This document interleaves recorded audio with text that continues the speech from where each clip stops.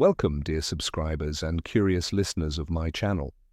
Today, we dive into the dark, complex, and nearly unreachable depths of magic. In the pages of the Harry Potter books and on the screen, we often encounter powerful spells and rare magical skills that only the most experienced witches and wizards can wield. But what truly makes these spells so difficult? Let's find out. Enjoy the video. Number 1. Creating horcruxes. If you think the darkest spell in magic is Avada Kedavra, think again. The true abyss begins with horcruxes. J.K. Rowling intentionally kept the details of this ritual shrouded in mystery, and for good reason. Creating a horcrux requires not just murder, one of the gravest crimes both magically and morally, but a ritual that literally tears the soul apart. Imagine it. A piece of your own soul, a living, conscious entity, is forcibly ripped away and hidden inside an inanimate object. This isn't just sorcery, it's an act of self-destruction. Rumor has it that the ritual involves rare ingredients, profound knowledge of dark magic, and overwhelming strength of will. And the consequences? Loss of humanity, emotional decay, instability of magical powers. Even Lord Voldemort, a master of all magical disciplines, nearly lost his physical form after fracturing his soul. It is the most forbidden, most dangerous, and perhaps the most difficult magic known to wizardkind. Number 2. The Patronus charm. At the other end of the magical spectrum lies a spell as pure as it is complex. Expecto Patronum is more than just protection against dementors. It's a challenge to oneself. To cast a Patronus, a wizard must summon the happiest, warmest, most genuine memory of their life, and hold on to that feeling while facing beings that suck out joy and leave only cold, fear, and despair. It's almost a paradox. In your lowest emotional state, you must mentally return to a moment of absolute happiness, and not just recall it, you must feel it as if it's happening all over again. It's no surprise that so few are able to conjure a corporeal Patronus. Even brilliant wizards like Lupin or Snape admitted how difficult it is. As for teaching students, that was never the plan. Harry was the rare exception, simply because he had not been broken by his early traumas. Number 3. Animagus transformation. Many have dreamed of turning into an animal to gain freedom, strength, speed, or stealth. But becoming an Animagus means years of preparation and unimaginable discipline. First, the process is strictly regulated. A mandrake leaf must be held in the mouth for an entire month, from full moon to full moon. No spitting it out, no swallowing it, no losing it. One slip and you start over. Then comes a complex potion, precise astronomical conditions, and numerous meditative rituals. A mistake could leave the wizard permanently trapped in animal form or stuck between two states.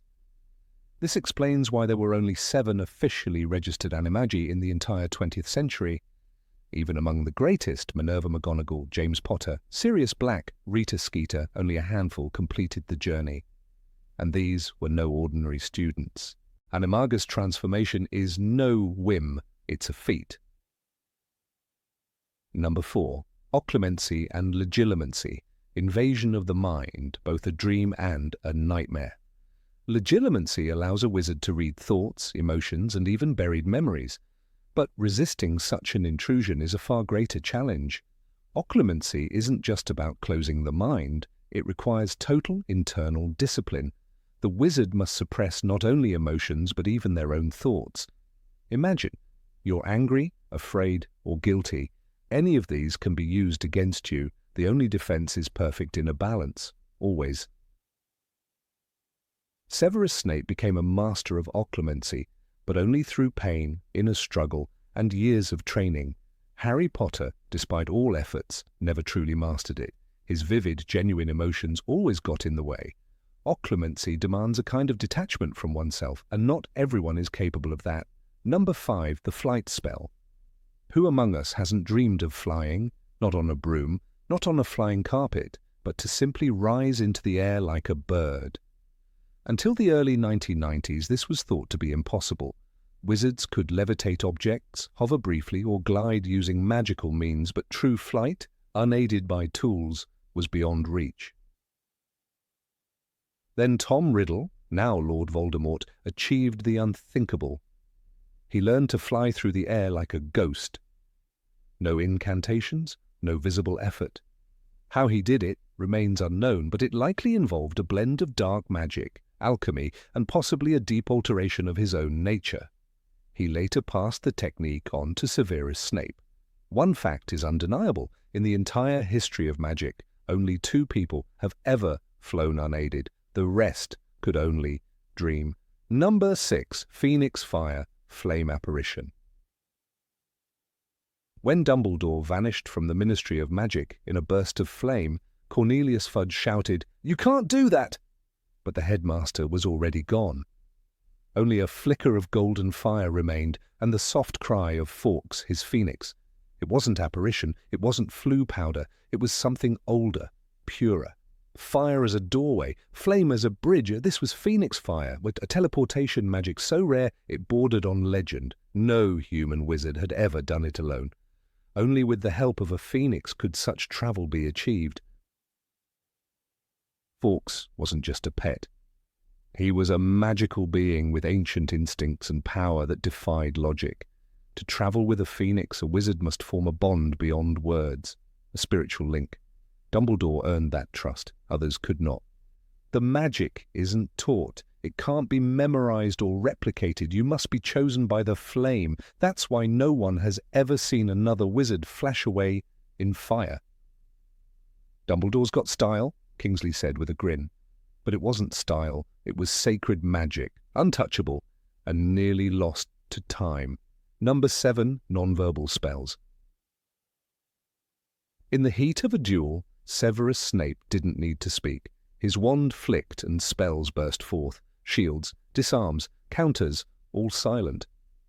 "He's not even saying the incantations," Harry whispered in awe during one of their lessons. Silent spells are rare, not because they're secret, but because they're hard. To cast one, the wizard must visualize the spell so clearly, so powerfully, that it resonates through the wand without a sound. It's like shouting with your mind while keeping your face still. Only a few can do it well. Even at Hogwarts, students learn silent magic only in the final years. Most fail. Concentration must be total. One wandering thought, and the spell fizzles. Dumbledore could cast entire duels in silence, and Snape used the technique to outmatch younger, louder opponents. "He's not just skilled," said Lupin once. "He's precise." Silent spells aren't about power, they're about discipline. That's why even the brightest students struggle, and why silence, in the right hands, is far more dangerous than noise. Number 8, Fiendfyre. When Vincent Crabbe cast Fiendfyre inside the Room of Requirement, the flames didn't just burn, they hunted. The fire roared to life and twisted into monstrous shapes. Serpents, wolves, dragons made of flame. They chased everything that moved. "Crabbe, are you insane?" shouted Draco, but it was too late. The fire turned on its master. Crabbe screamed as the cursed blaze swallowed him. Not even his fellow Slytherins could save him. What began as an attempt to impress ended in destruction. The fire consumed the entire room, and nearly Harry, Ron, and Hermione with it. Fiendfyre is magic gone wild. It's alive, aware, and endlessly hungry. It can destroy anything, even horcruxes, as it did with Ravenclaw's diadem that day. But casting it is far easier than stopping it. That's what makes the spell so dangerous. Few wizards ever dare to learn it. Fewer survive using it. As Hermione later said breathlessly, "That was Fiendfyre. You can't control that stuff," and that's the truth. Once unleashed, Fiendfyre isn't a weapon, it's a force of nature, and one mistake is enough to burn everything down. Number 9, Protean Charm. When Hermione Granger handed out the enchanted coins to the members of Dumbledore's army, no one expected something so advanced. The numbers on each galleon would change, displaying the date and time of the next secret meeting. But these were no ordinary coins. "I've used the Protean charm," Hermione explained. "It's the same spell the Death Eaters use to communicate." Her classmates stared. That charm wasn't even taught at Hogwarts. It was an EWT-level magic, and she had performed it flawlessly. The real challenge of the Protean charm lies in connection. The objects, in this case coins, must be perfectly linked like echoes of a single magical imprint. One input affects them all, but it takes more than just copying a spell. The caster must maintain consistency across dozens of items over long distances with zero margin for error. If the signal falters or the intent wavers, the message becomes gibberish, or worse, gets misread at the wrong time. Hermione, barely 15, managed what most adult wizards couldn't. Even Professor Flitwick was impressed. "Protean charms are very advanced magic," he said, eyes wide. For a student to perform them, and on such a scale, was unheard of. Yet Hermione didn't seek praise. She just wanted to organize the fight against injustice. In doing so, she revealed how rare and powerful this charm truly is, not because it dazzles with sparks, but because it weaves invisible threads between people, and demands near-perfect mastery to hold those threads together. Number 10. Vulnera sanentur, healing spell. Blood was pouring from Draco Malfoy's chest like water from a broken jug. Harry stood frozen, horrified by what the Sectumsempra curse had done. Then Severus Snape arrived. Without hesitation, he knelt beside Draco, drew his wand and whispered, "Vulnera sanentur." The words came softly, like a lullaby. With each repetition, the bleeding slowed. "Vulnera sanentur, vulnera sanentur." The wounds began to close. Skin knitted itself together. Life returned where death had nearly claimed. This was not a common healing charm. Vulnera sanentur is advanced, ancient magic, meant only for the most experienced spellcasters. It doesn't simply mend, it reverses the damage, calms the nerves, restores lost blood. But it must be cast with absolute precision. One misdirected flick, one unstable pulse of magic, and the wound might deepen instead of closing.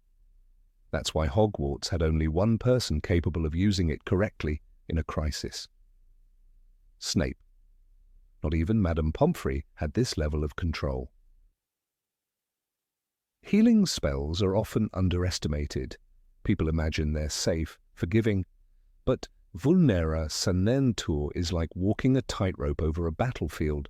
It demands a deep knowledge of anatomy, magical flow, and the emotional steadiness to focus under pressure. When Snape used it, it wasn't just skill, it was mastery. A reminder that even the most feared wizards can wield their power to save, not destroy. Number 11. The Unbreakable Vow. When Severus Snape made the Unbreakable Vow with Narcissa Malfoy, his hand locked with hers, and Bellatrix Lestrange completed the ritual with her wand.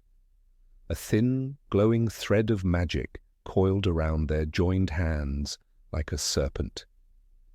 "Will you, Severus, watch over Draco Malfoy as he attempts to fulfill the Dark Lord's wishes?" Narcissa whispered. "I will," Snape said, and the light flared. One false step, one broken promise, and he would die. Instantly.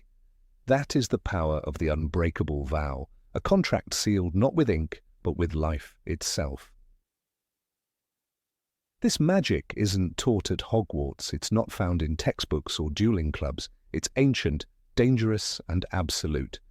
Unlike a simple promise or magical oath, the Unbreakable Vow has no room for weakness. It requires pure, unwavering intent. The wizard must mean every word. Not hope, not wish. Mean. If there's doubt, the magic senses it, and once the vow is made, it cannot be undone. No spell, no potion, no plea can save you if you break it. That's why the ritual needs a third wizard, the binder. They guide the energy, shape the vow's structure, and fix it in place. In Snape's case, it was Bellatrix, who distrusted him deeply. Yet she lent her wand to seal a promise of life and death. It was a moment full of tension, not just for Snape, but for readers. Was he loyal? Was it a trick? "He's made the unbreakable vow, Harry," said Dumbledore. "You have to understand what that means." Few in the magical world dare to use this magic. Its price is too high. Wizards fear it for good reason. A slip of the tongue, a change of heart, and you're dead. That's why the unbreakable vow is more than a spell. It's a test of soul, trust, and conviction. And once you've made it, you don't just carry magic, you carry fate. Number 12. Metamorphmagus ability. Nymphadora Tonks could change her hair color at will. One moment it was bubblegum pink, the next it turned electric blue. People often laughed and asked how she did it, but Tonks didn't laugh back. "I'm a Metamorphmagus," she said flatly, in order of the phoenix. What she didn't say was how exhausting it could be. Born with the rare gift of metamorphmagia, she never needed a wand to change her face, only focus. But when emotions got in the way, even Tonks struggled. After the death of Sirius Black, she lost control. Her appearance dulled, hair limp and mousy. "She's not looked like herself for weeks now," Lupin admitted quietly. Metamorphmagia is not something one can learn. It's in the blood. A rare, magical trait passed down through generations, almost like an ancient melody only a few can hear. The Ministry had only a handful of registered metamorphmagy in a century. Even the brightest students at Hogwarts couldn't copy what Tonks did naturally. Professor McGonagall herself once said that transfiguring facial features without a wand was a dream beyond NEWIT level transfiguration. Still, being born with the power wasn't the same as mastering it. Tonks had to train. As a young girl, she practiced in front of mirrors for hours, trying to mold her nose into a different shape or shift her jawline without losing control. If she was angry, the results were unpredictable. Once, after a fight with her mother, she stormed upstairs and gave herself horns, not intentionally. "Control is the difference between a gift and a curse," her father used to tell her. For an ordinary wizard, changing appearance requires complicated spells, potions, or illusions. But metamorphmagi don't need magic in the traditional sense. They become the magic. That's why it's one of the most mysterious and difficult forms of magical ability. It's not learned, it's lived. And even for someone like Tonks, who made it look easy, it was a constant battle between instinct and discipline. Number 13. Obliviate, memory charm. There are spells that cause bones to regrow, incantations that can split the sky with fire, charms that can lift a person off the ground or turn a teacup into a turtle. Yet among all of them, there exists one spell that touches not just the body or the world, but the mind itself.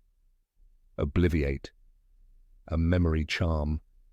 A spell that, with the lightest whisper, can erase a lifetime of joy or trauma in seconds.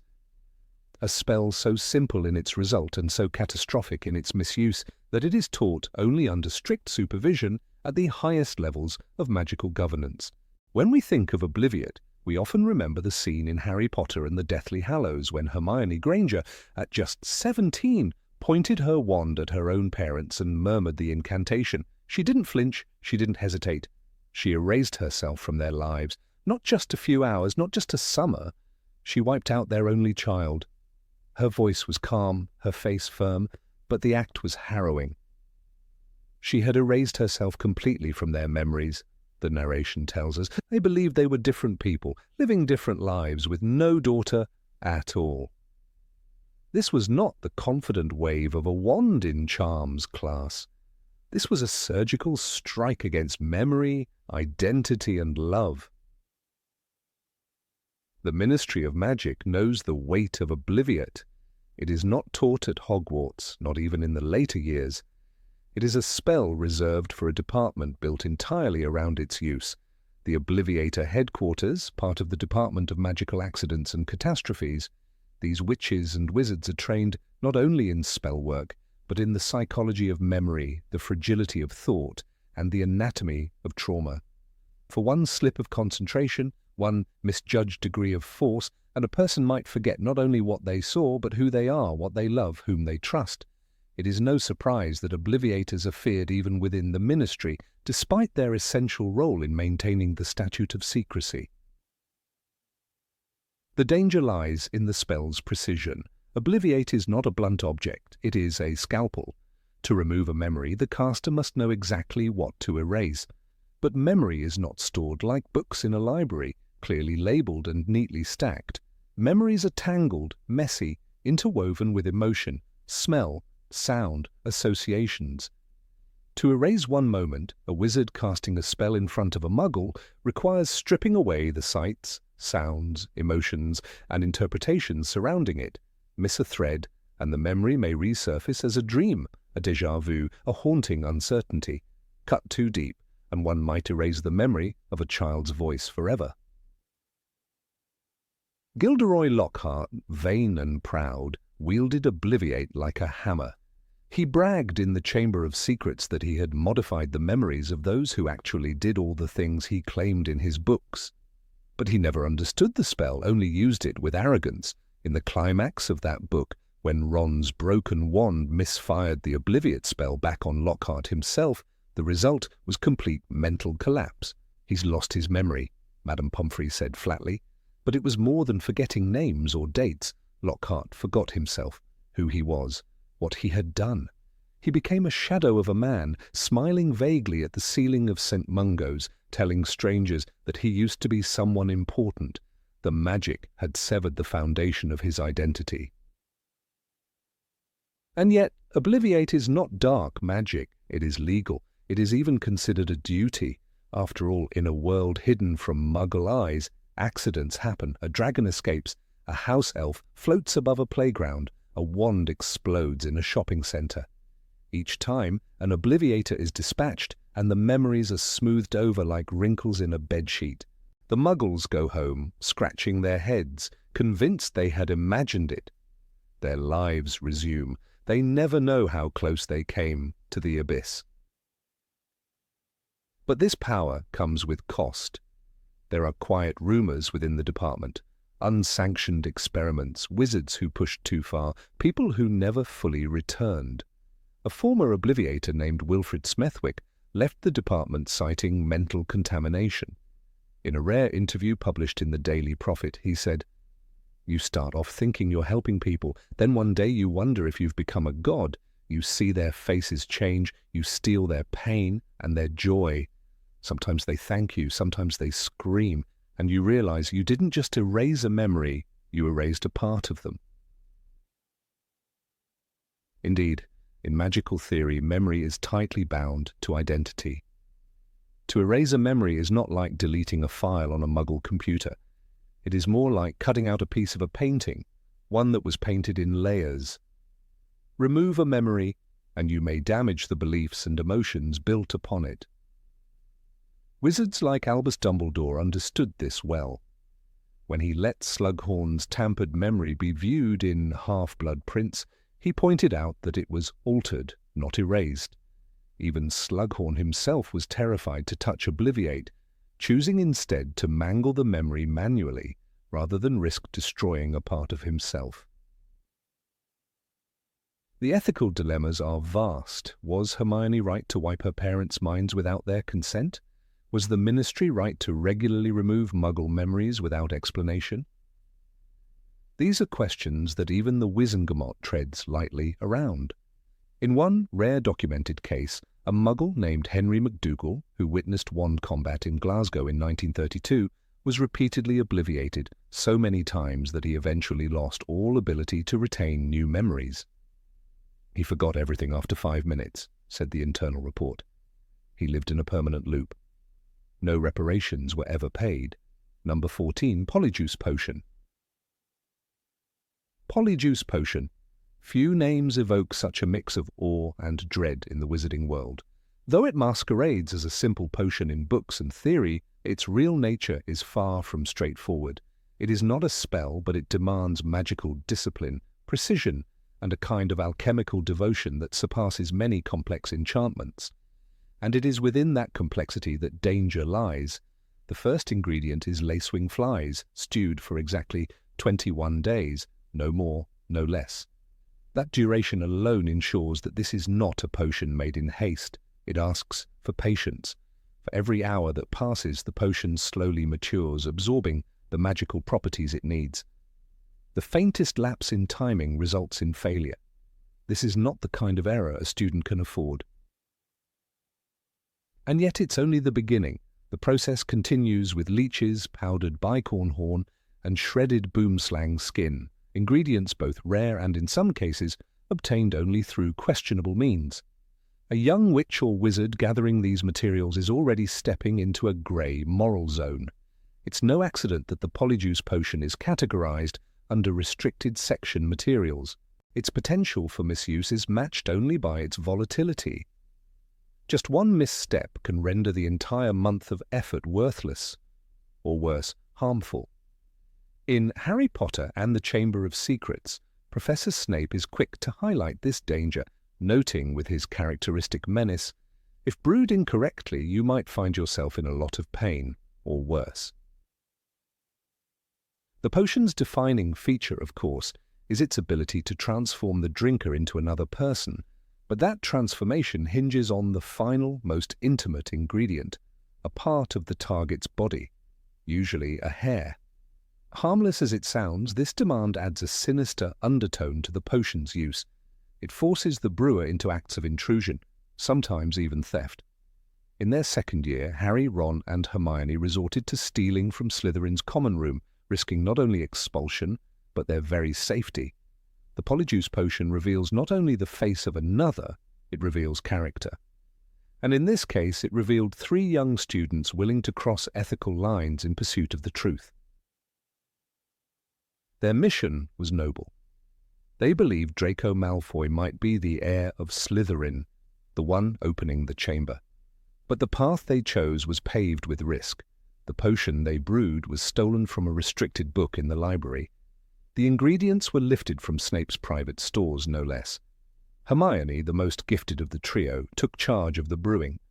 Over weeks, she meticulously followed every step, enduring the tedium, the rot, the nauseating smells. The book's instructions left no room for error. When the potion turned a sickly sludge green and began to emit steam, she knew it was close. But knowledge, even paired with talent, is no guarantee of safety. Hermione made one critical mistake. Believing she had obtained a strand of Millicent Bulstrode's hair, she added it to her portion of the brew. But it wasn't a human hair, it belonged to Millicent's cat. The consequences were immediate and terrifying. Her face was turning furry. Her eyes had turned yellow, and there were long pointed ears poking through her hair. The words from the book paint a grotesque image, and yet they only hint at the pain and panic Hermione must have endured. Her mistake trapped her in a form not quite animal, not quite human. Not even Madame Pomfrey could reverse it instantly. She spent weeks in the hospital wing, unable to join her friends. Hermione's accident serves as a cautionary tale. Polyjuice potion does not forgive. It demands reverence, not just intelligence. There's no charm to counteract it if it goes wrong. No spell can untangle the transformations once the potion has done its work. The transformation is complete, cellular, magical to the core. And because of that, it resists reversal. It's not simply illusion, it's physical metamorphosis. That's why the potion is banned from casual use. And yet those who master it gain one of the most powerful tools in magical subterfuge. Barty Crouch Jr. is a darker example. Using the Polyjuice potion, he impersonated Mad-Eye Moody for an entire academic year at Hogwarts. A year, not a day or a few hours.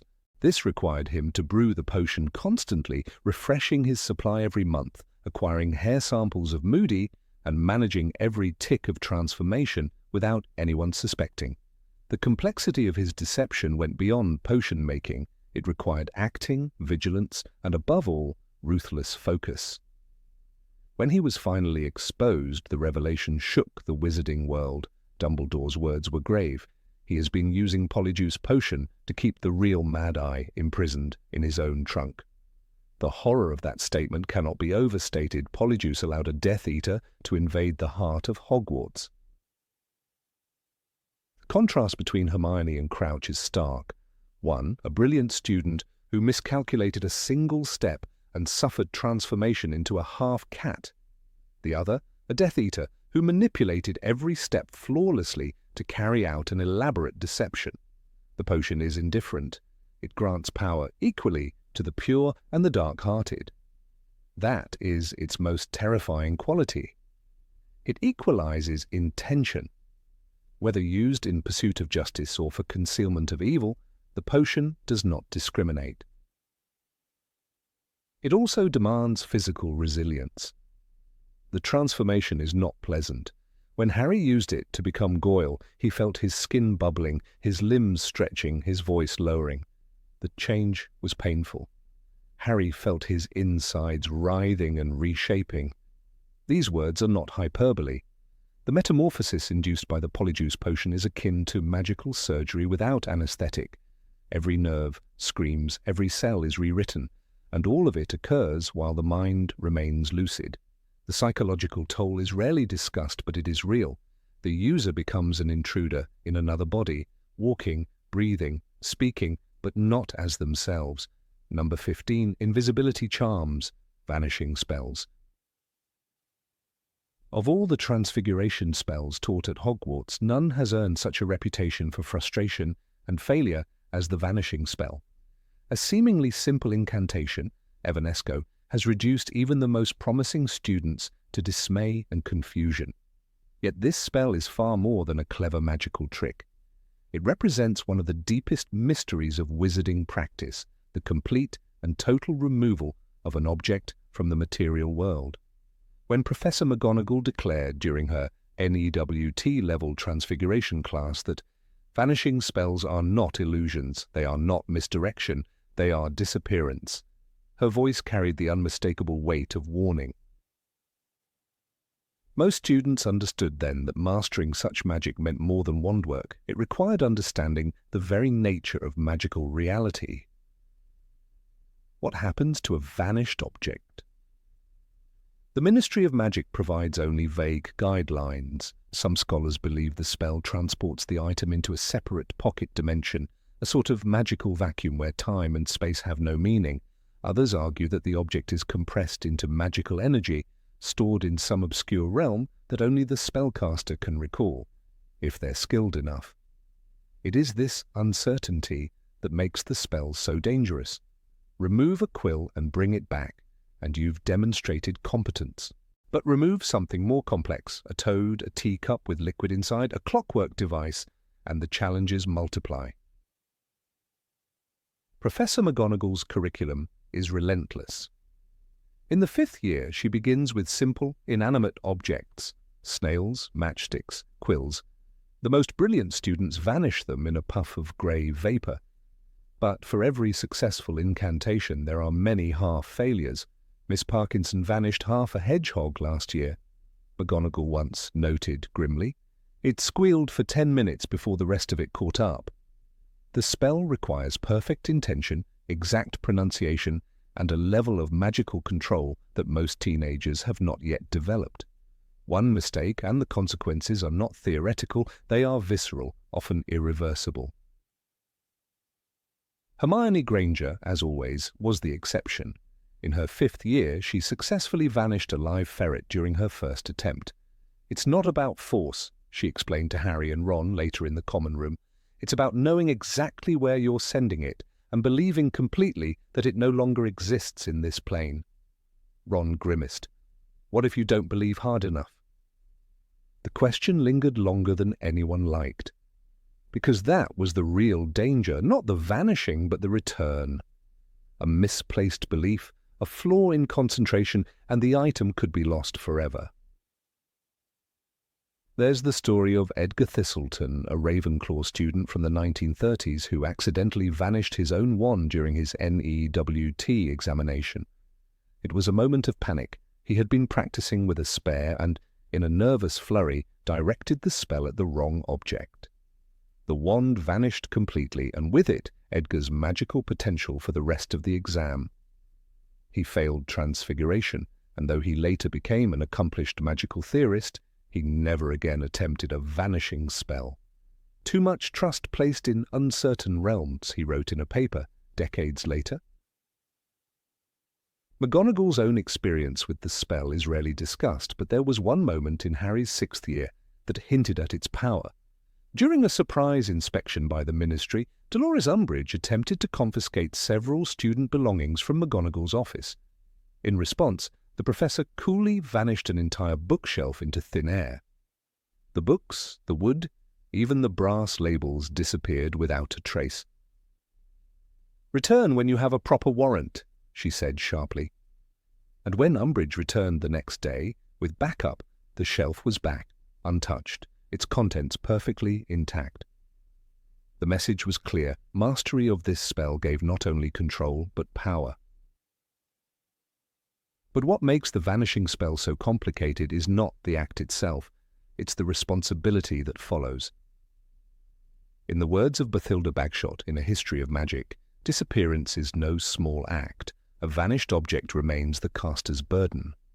This idea burden echoes through magical philosophy. If a vanished creature is sent to a magical dimension, what does it experience there? Is it conscious? Does it feel time? The ethical implications are immense. Some magical creatures, like bowtruckles or Cornish pixies, react violently to the spell, as if aware of what is about to happen. That knowledge haunts many young witches and wizards. Fred and George Weasley, ever the experimenters, once tried vanishing a batch of canary creams in the hope of making them more portable during Zonko's inspections. They succeeded but were unable to bring them back. They suspected the spell had interfered with the magical enchantments inside the creams, essentially dispersing the charm beyond recovery. "We sent a bit of magic into the void," George joked, "and the void ate it." That line, passed among pranksters, became a kind of cautionary tale. Even Dumbledore treated the spell with rare solemnity. When Harry visited his office for lessons on Tom Riddle's past, he noticed a moment where Dumbledore raised his wand and caused a glass goblet to vanish mid-air. The gesture seemed effortless, but the headmaster's eyes followed the space where it had been. "Everything leaves a trace, Harry," he said later, "not just of presence but of absence. The spell's power lies in this truth. To make something cease to exist is not the same as erasing its importance." Mistakes in casting the spell have filled St. Mungo's Hospital with bizarre cases. One healer remembers a young boy who attempted to vanish a sandwich and instead removed the entire plate beneath it, along with part of the wooden table.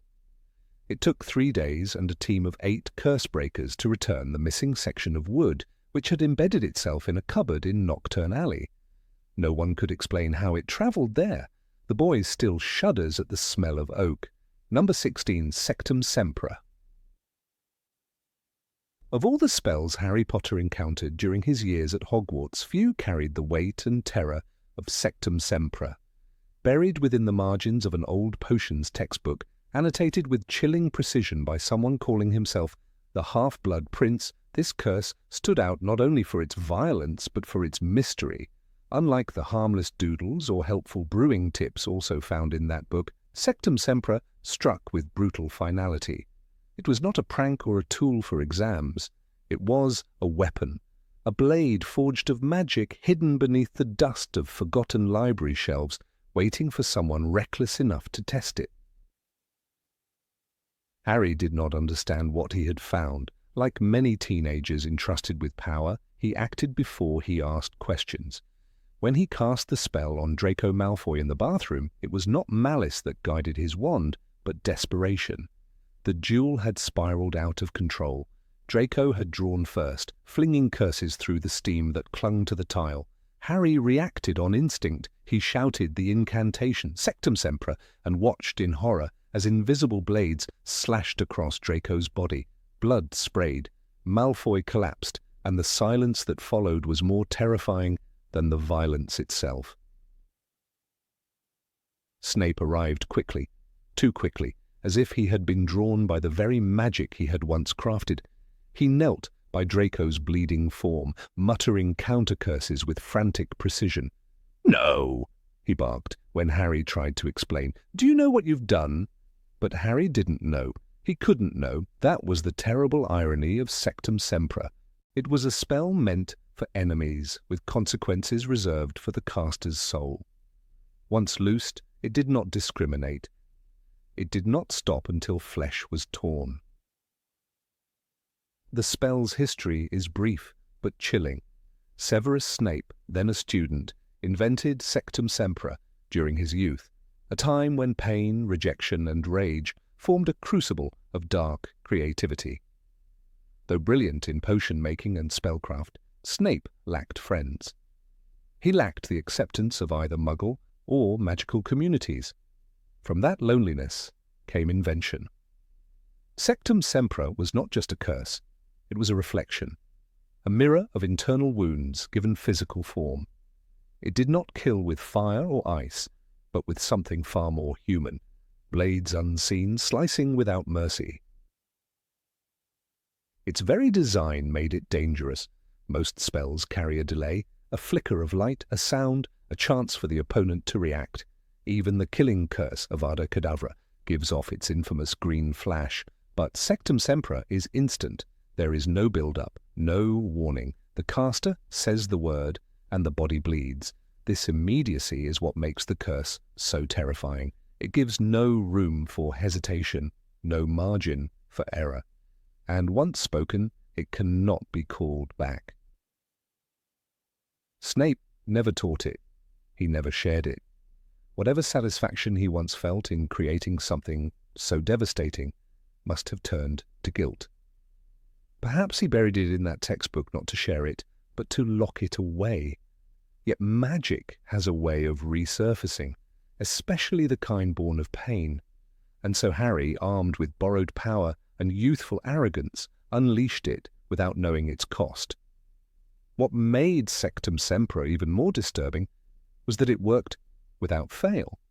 No matter who the victim was, the result was the same. Deep, bleeding gashes as if torn by swords. When Harry used it on Malfoy, the bathroom floor was soaked in blood within seconds. The wounds were too many to count. The spell didn't seek the heart. It didn't go for the brain. It simply tore arms, chest, face, indiscriminately. In a duel, that left the opponent disabled or dead. In an accident, it meant catastrophe. The books make it clear that Snape healed Malfoy only because he knew the curse's nature. He had created the wound. He knew how to reverse it. There may be a counter-curse he had once scribbled in tiny handwriting in the margins of the same book. That knowledge stayed with him, tucked behind his cold demeanor and black robes. He never shared it with others. Without him, Sectumsempra was not only deadly, it was irreversible. The moment in the bathroom served as a turning point for Harry. Up until then, the Half-Blood Prince had been a source of success. His tips led to top marks. His advice gave Harry a sense of confidence. But this confidence had turned to arrogance. The line between cleverness and cruelty blurred. For the first time, Harry realized that not all knowledge is good. Some pages are better left unread, some spells unspoken. Dumbledore, who had always encouraged learning and exploration, never mentioned Sectumsempra. Perhaps he knew, perhaps he had once seen the same jagged injuries on a battlefield long past. But he trusted in restraint, and restraint is not easily taught. It must be learned through failure, through guilt. That day in the bathroom, Harry learned what it meant to cast a curse born of hatred. Even if he didn't hate Malfoy, the spell did. Snape's decision to invent such a spell invites uncomfortable questions. Why would someone so intelligent choose to create a curse so violent? But then consider Snape's childhood, his humiliation, his poverty, the way he was mocked by the marauders. Sectumsempra was a scream in the dark, a weapon for someone too weak to fight back, not a tool of war but of vengeance. In a twisted way, it gave him power over pain, his own and others. Yet Snape never used Sectumsempra in the books, not in the First Wizarding War, not during his time as a double agent, not even when he was forced to kill Dumbledore. That says more than words ever could. He created a curse he never intended to cast. It was a manifestation of suffering, a bottled cry for help, sealed within a dusty book. He knew its power, and that's why he avoided it. The magic of Sectumsempra cannot be taught at Hogwarts, not safely. It bypasses the stages of magical development. It offers no room for learning or control. The spell is pure aggression. It's a product of instinct, not intellect. A wizard must understand more than words and wand movement. They must understand morality. Sectumsempra tests this understanding by providing immense power with no built-in consequence. The price is paid in blood. What makes Sectumsempra different from unforgivable curses is subtle but significant. Avada Kedavra kills instantly with no wound. Crucio tortures but leaves the body untouched. Imperius robs willpower. Sectumsempra is intimate, physical. It forces the caster to watch. There's blood, there's panic, there's suffering. For Harry, watching Malfoy bleed was not like watching Cedric die or Sirius fall. It was worse, because this time it was his fault. Even the words of the spell feel like a laceration. Sectum evokes cutting. Sempra suggests always cut, perpetual slicing. It's not elegant Latin, it's brutal, rough. It suits its creator and its purpose. No wonder it was never in official textbooks. No wonder it remained a secret, even among the most dangerous of dark wizards. Its simplicity is its most terrifying quality. Hermione's reaction to the spell speaks volumes. She, who valued rules and knowledge, recoiled from it. She recognized that this magic had no place in the classroom. When Harry told her about it, she warned him. But warnings mean little to a teenager looking for power. Only the aftermath could teach him. That's the curse within the curse. The lesson is delivered not at the moment of casting, but in the silence after. There's no mention of Sectumsempra being used again by Harry after that day. He kept the book hidden in the room of requirement. He chose not to learn more. In a castle full of secrets, he chose to bury one, and in doing so he showed growth. It was a step away from power for power's sake. It was his way of saying, not all knowledge must be used. Some magic exists only to remind us of our limits. Snape's relationship with the spell remained unspoken. He never acknowledged it in public. But when he looked at Harry, perhaps he saw a mirror of his younger self, curious, angry, lonely. That's why he lashed out. That's why he healed Malfoy with such urgency. Not because he cared for the boy, but because he saw in that blood the shadow of his own past. He saw what could happen when magic escaped understanding. And yet Sectumsempra continues to haunt the story. It lingers in the background, a symbol of temptation. Every student who opens a dusty book, every wizard who feels powerless might stumble upon such spells. That is the danger of magic. It reflects its wielder. In the wrong hands, even a healing charm can be twisted. In the right hands, even a curse can teach compassion. Magic in the Harry Potter universe is not just about power, it's about responsibility. Sectumsempra forces the reader to ask hard questions. Should all spells be shared? Is creation always noble? Can violence be contained once it's invented? Snape's invention doesn't just scar its victims, it scars its caster. It marks Harry in a way no lightning bolt ever could. What remains is silence. Sectumsempra is not shouted in hallways or joked about in dormitories. It's a spell that whispers in the shadows of the story. It's not heroic. It's not glorious. It's a wound carved into the narrative, one that never quite heals. Just as Snape carried his guilt until the very end, Harry carried the memory.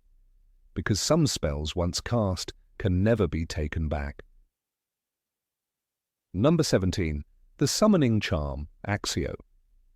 The summoning charm, known by the incantation Accio, occupies a strange and deceptive space in the hierarchy of magical spells taught at Hogwarts. At first glance, it appears to be a simple act of magical convenience, a flick of the wand, a clear command, and the desired object hurtles toward the caster. But in practice, it demands more than a beginner's enthusiasm and far more than a vague sense of direction, precision, mental clarity, a firm grasp on the nature of the object. These are the true keys to unlocking the full power of Accio. Nowhere is this better illustrated than in the momentous lead-up to the first task of the Triwizard Tournament, when Harry Potter, still only 14, relied on this spell not just for utility, but for survival. In that pivotal scene from Harry Potter and the Goblet of Fire, Harry is faced with the terrifying prospect of facing a dragon. The Hungarian horntail was more than just a theatrical obstacle. It was a living, breathing menace with a tendency for incineration. Harry's only hope lay in a single object, his trusted broomstick, the firebolt. But the firebolt was locked away in the Gryffindor dormitory tower, far from the makeshift arena where he now stood. And yet, with sheer desperation and hours of practice, Harry was able to call it to him. That moment crystallizes the difference between casual spellwork and battle-hardened precision. The truth is, Accio operates on principles far subtler than brute magical force. While some spells, like Expelliarmus or Lumos, depend on instantaneous magical reactions to a wand's motion or the wizard's emotional state, Accio draws on mental alignment. The caster must hold in their mind not just what they want, but where it is, what it feels like, how it connects to them. Harry's success wasn't due to luck.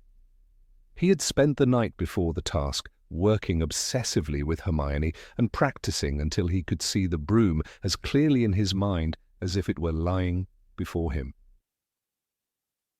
J.K. Rowling writes, Harry raised his wand. "Accio firebolt," he shouted. The simplicity of the line belies the complexity of what happened behind it. When the broom hurtled through the air toward him, it was not just responding to the incantation, but to the strength of Harry's will and the clarity of his focus. The firebolt was not just any broom, it was his broom, gifted to him by Sirius Black, used in countless Quidditch matches, an extension of his very self. That deep personal connection made the summoning charm possible over such a long distance. But what if Harry had been trying to summon something less familiar? What if, instead of the firebolt, he had tried to summon a broom he'd only seen in passing? Most likely, the spell would have failed entirely. This is the first great challenge of mastering Accio. The wizard must have a strong mental picture of the object, something more than just a word or category. It's not enough to say broom. You must mean that broom, the one with the polished handle and the brass nameplate, the one you gripped so many times your fingers remember the weight. This is why Accio often frustrates first-year students. They tend to aim for generalities, assuming magic will fill in the blanks, but magic is not a guessing game. For example, Neville Longbottom once tried to summon his textbook from his trunk and instead called a pair of socks, also in the trunk, also familiar, but far from helpful. That kind of result isn't rare. In fact, it's expected until the caster learns to narrow their intent to a razor's edge. Distance is another factor that complicates matters. Within the classroom, summoning a feather from across the room might be easy enough, but try calling a lost wand from the opposite side of the castle, and the spell strains under the weight of interference. Walls, magical protections, even enchantments woven into the object itself can obstruct or fully negate the spell. Hogwarts, with its constantly shifting staircases and layers of ancient magic, is a notoriously difficult place to practice advanced Accio charms. Yet some succeed even in such difficult environments.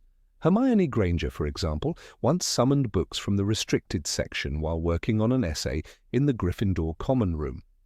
She had carefully memorized the titles, visualized their bindings, even the location on the shelf. According to a footnote in Hogwarts, a history, advanced summoners often rely on a mental triangulation, a combination of the object's properties, its known environment, and its emotional significance. Hermione, being methodical and deeply focused, met all three conditions. It's also worth noting that the spell doesn't function through physical space alone, it traverses magical space. This means the distance is not strictly measured in meters or miles, but in magical interference and how clearly the object resonates with the caster. It's why Harry could summon the firebolt through a castle wall, but struggled to call a snitch mid-air during a Quidditch match. The broom was his. The snitch, elusive by nature and enchanted to resist capture, was not. Some magical historians speculate that the summoning charm may be ancient in origin, derived from rituals where wizards sought to call items of power from across sacred spaces. Its modern, streamlined version was codified sometime during the 18th century, but earlier accounts describe more elaborate versions involving ritual circles, binding runes, and personal tokens. This would explain the lingering importance of emotional connection even in contemporary spellcasting. One might wonder why such a complex spell is introduced relatively early in Hogwarts education. The answer lies in its utility. Accio is incredibly versatile. From retrieving lost possessions to snatching vital objects in duels, its value cannot be overstated. But unlike spells that offer immediate gratification, Accio forces students to confront the deeper layers of magical theory, the interplay between intent, knowledge, and focus. Take the case of Luna Lovegood. On one occasion, she attempted to summon a quill that had fallen behind a tapestry, but rather than simply calling Accio Quill, she sang a soft rhyme to herself, murmuring about the feather, the ink it had touched, the words it had written. It fluttered into her hand moments later, as if moved by more than mere magic. Professor Flitwick once noted that Luna's unusual magical rhythm actually strengthened her Accio spellcasting. For her, the charm was an act of intuitive poetry. Of course, not every witch or wizard has that kind of intuitive touch.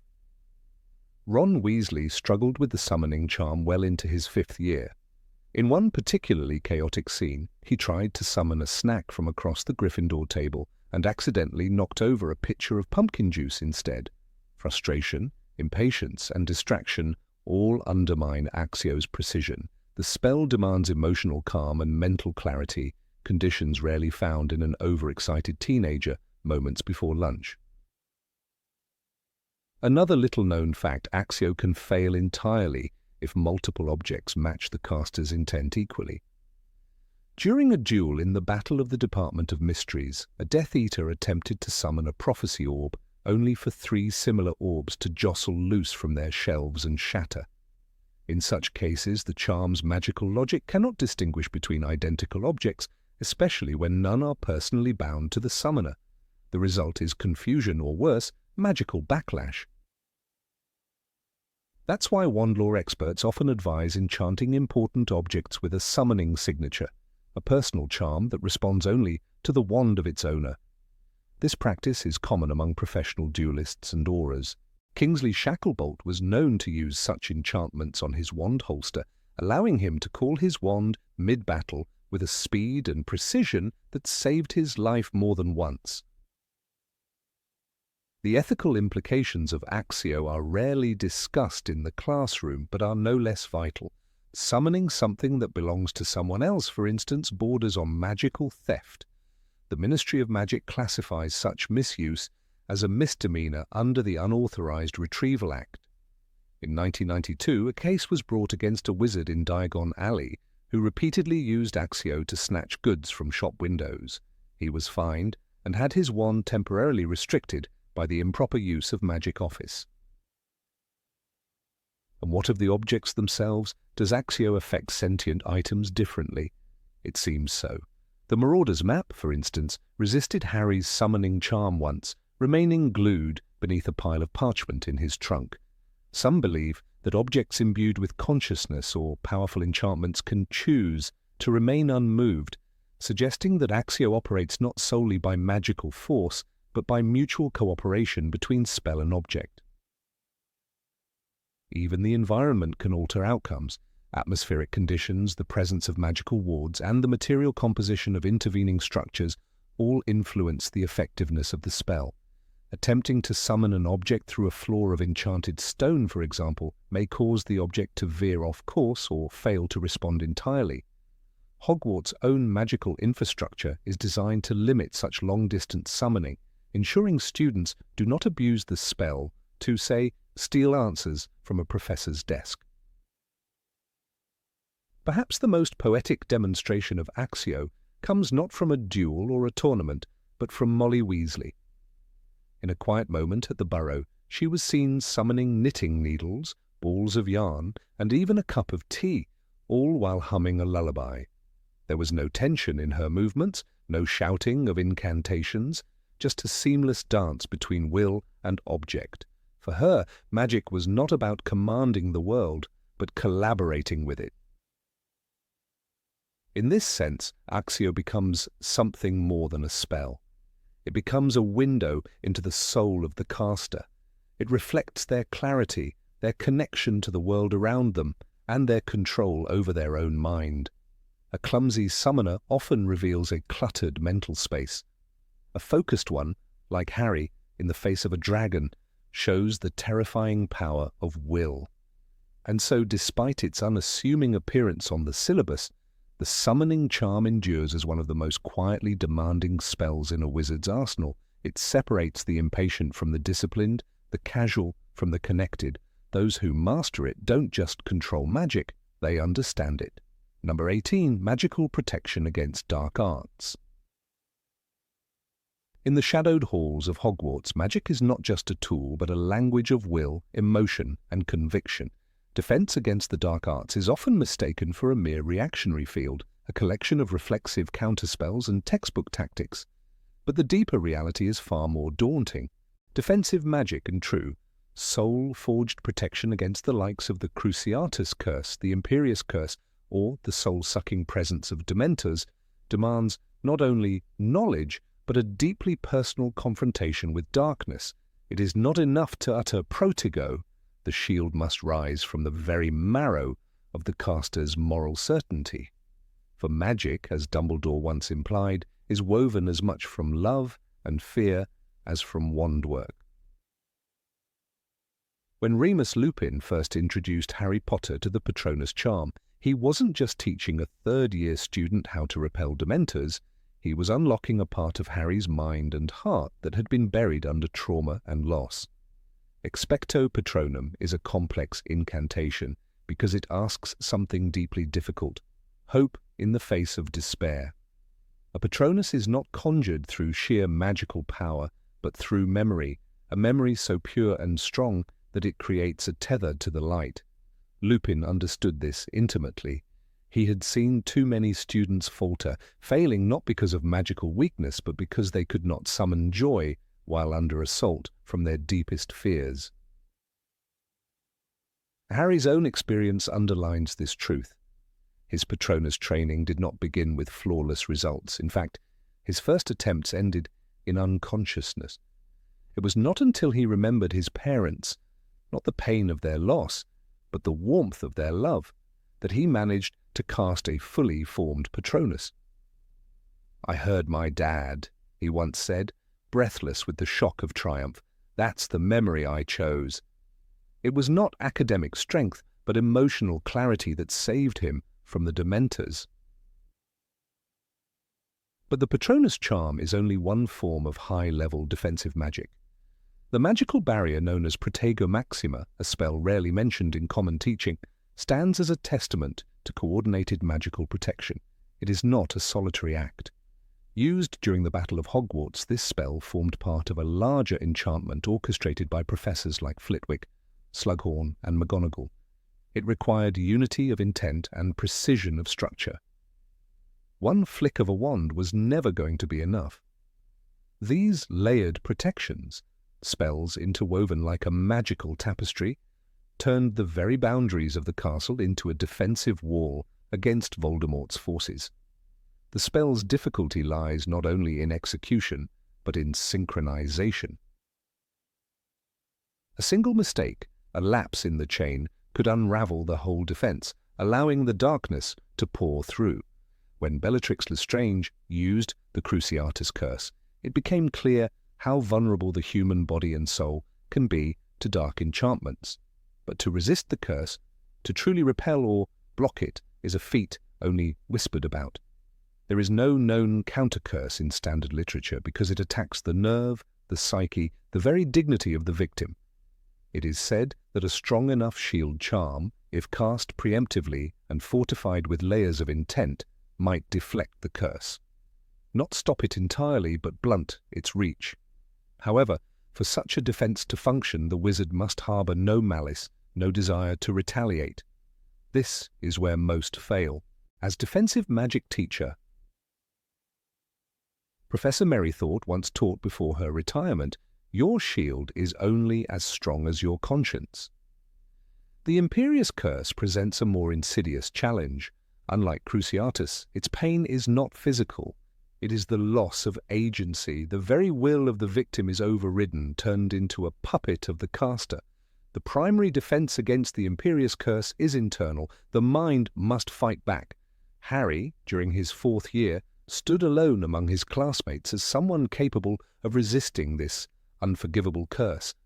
Moody, or rather Barty Crouch Jr. in disguise, repeatedly cast the Imperius curse on students during a lesson. Harry alone shook it off. The reason? His mind was already a battlefield of conflicting loyalties and a stubborn core of independence. Resistance to Imperius, as Dumbledore hinted, is not learned like transfiguration or herbology. It is honed in moments of personal trial. Consider the case of Frank Longbottom, a talented auror and father to Neville. Along with his wife Alice, he fell victim to prolonged exposure to the Cruciatus Curse at the hands of Bellatrix Lestrange and her fellow Death Eaters. What the textbooks don't explain is why the Longbottoms had no protection strong enough to withstand such dark arts. According to files once held in the Department of Mysteries, the Longbottoms had been trained in the use of fortified defensive spheres, a magical buffer similar to the ancient cincture of Morgana, which supposedly wrapped protective enchantments around a wizard's body like armor. Yet even this failed. Why? Because the spell must be maintained through focused will, and prolonged torture breaks not just the body but the concentration needed to sustain any defense. It is for this reason that defensive magic of the highest caliber is often tied to emotion. When Snape crafted Sectumsempra, a curse intended to wound with invisible blades, there was no known protective counter, except perhaps a healing charm applied instantly. But Snape himself, a master of silent incantations and mental shields, also developed defensive magic rooted in Occlumency, a skill not of wands but of the mind. Occlumency is not a spell, it is a discipline, a fortress built within one's thoughts. Its most talented users like Snape and Dumbledore could shield their intentions so perfectly that even a skilled legilimens like Voldemort could not peer in. And in that mental quiet, in that inner silence, lay a kind of protection that no incantation could replicate. The difficulty of such magic lies in its invisibility. Unlike a flashing spell or a physical shield, Occlumency has no visual cue. It is felt, not seen. When Harry attempted to learn it under Snape's reluctant tutelage, he struggled. Why? Because his emotions ran too wild, too raw. As Snape coldly stated, the mind is not a book, to be opened at will and examined at leisure. Until Harry could control his emotions, not suppress them, but master them, he was vulnerable to Voldemort's invasions. There exists another, older defensive spell known to very few, the Argent Wall. It is said that this enchantment was taught in ancient times by the Druids of Albion, capable of erecting a spectral barrier that responds to intention. Unlike Protego, which acts like a magical shield, the Argent Wall absorbs spells and turns them into harmless bursts of light. However, the spell only manifests if the caster is in total harmony with their surroundings. It is said that a single dishonest thought can cause the wall to collapse. Records of this enchantment are stored within the restricted section of the Hogwarts library, guarded under the eye of Merlin clause, a law preventing misuse of ancient magic. Even more elusive is the Circle of Aegis, a defensive ritual only performed by groups of at least 5 experienced wizards. The Order of the Phoenix used a variation of this circle during their skirmishes with Death Eaters in Nocturne Alley. When performed correctly, it creates a dome of magical resonance where no spell, dark or otherwise, can pass without being unmade at the perimeter. This ritual takes precision timing and a shared mental link. During the circle's formation, any member with doubts or hesitations can destabilize the entire structure. This is why such spells are rarely used. They require trust, coordination, and a pure cause, 3 things not easily found during wartime. There is a reason why defense against the dark arts was a cursed position for so long at Hogwarts. Dark magic mutates, adapts, resists structure. True defense must evolve just as fluidly. As Hermione once remarked in her 5th year, "The Ministry wants us to learn just theory, but it's practice that will save us." She was right. When she, Harry, and Ron fought in the Department of Mysteries, it was not polished incantations that saved them. It was their grit, their unity, and their instinctive understanding of defense in chaos. Magic, especially defensive magic, is a mirror. It reflects the soul of its caster.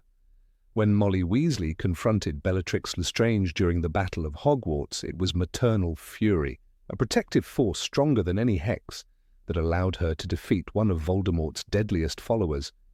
"Not my daughter, you bitch!" she cried, and the spell she used was not one from a textbook. It was born of love, of rage, and of purpose. For young witches and wizards, this lesson is the hardest to learn. Magic is not neutral. Spells carry intention. A protective charm cast in fear will falter. One cast in conviction will endure. Dumbledore once told Harry, "It is our choices, Harry, that show what we truly are, far more than our abilities." In no branch of magic is this truer than in defense. Some historians speculate that the true reason Voldemort feared Dumbledore was not his offensive power, but his defensive strength. Dumbledore's mastery of warding magic, his understanding of the emotional language of spells, and his moral clarity made him an almost invulnerable opponent. He didn't just repel curses, he nullified their origin, turning the tide of magic itself. When the final battle came, it was not dark magic that triumphed. It was Harry's choice to walk into the forest unarmed, offering himself in love rather than retaliation, that broke the power of the Elder Wand. This act, more than any shield or charm, stands as the ultimate defense against evil. Love, unyielding and undefended, became the strongest protection. And so the students of Hogwarts, and the readers of this very page, must understand that mastering magical defense is not about strength or intellect alone. It is about knowing the self. The deepest protective spells do not arise from books, but from belief, from courage, and from an understanding that darkness can only be truly opposed by light that refuses to flicker. Number 19. Unbreakable enchantments. The Unbreakable charm, known formally as the Indestructibility spell, stands among the most elusive enchantments in the wizarding world. It is a feat of magical craftsmanship that borders on alchemy, requiring not only an immense reserve of magical power, but a precise understanding of material structure, magical resonance, and spell layering.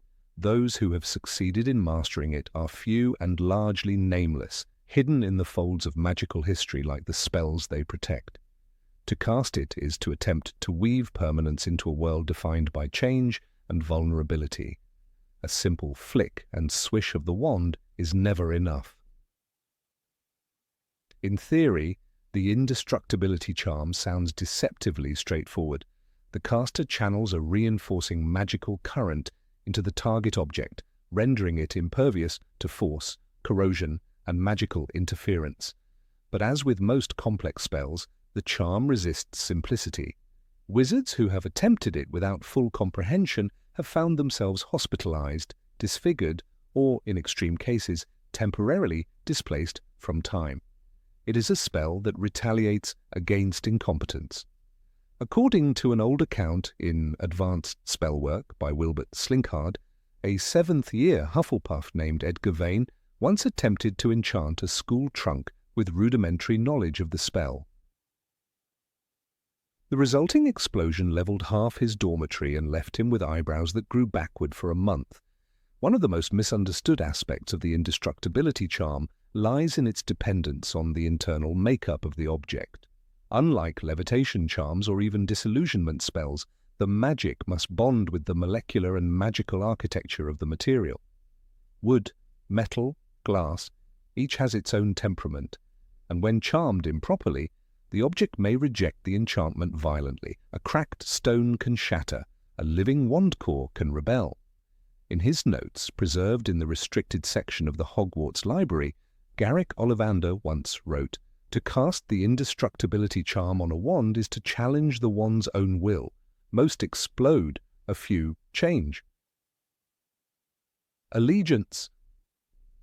There exists a narrow category of magical items known as resonant receptacles, objects capable of harmonizing with layered enchantments without magical friction.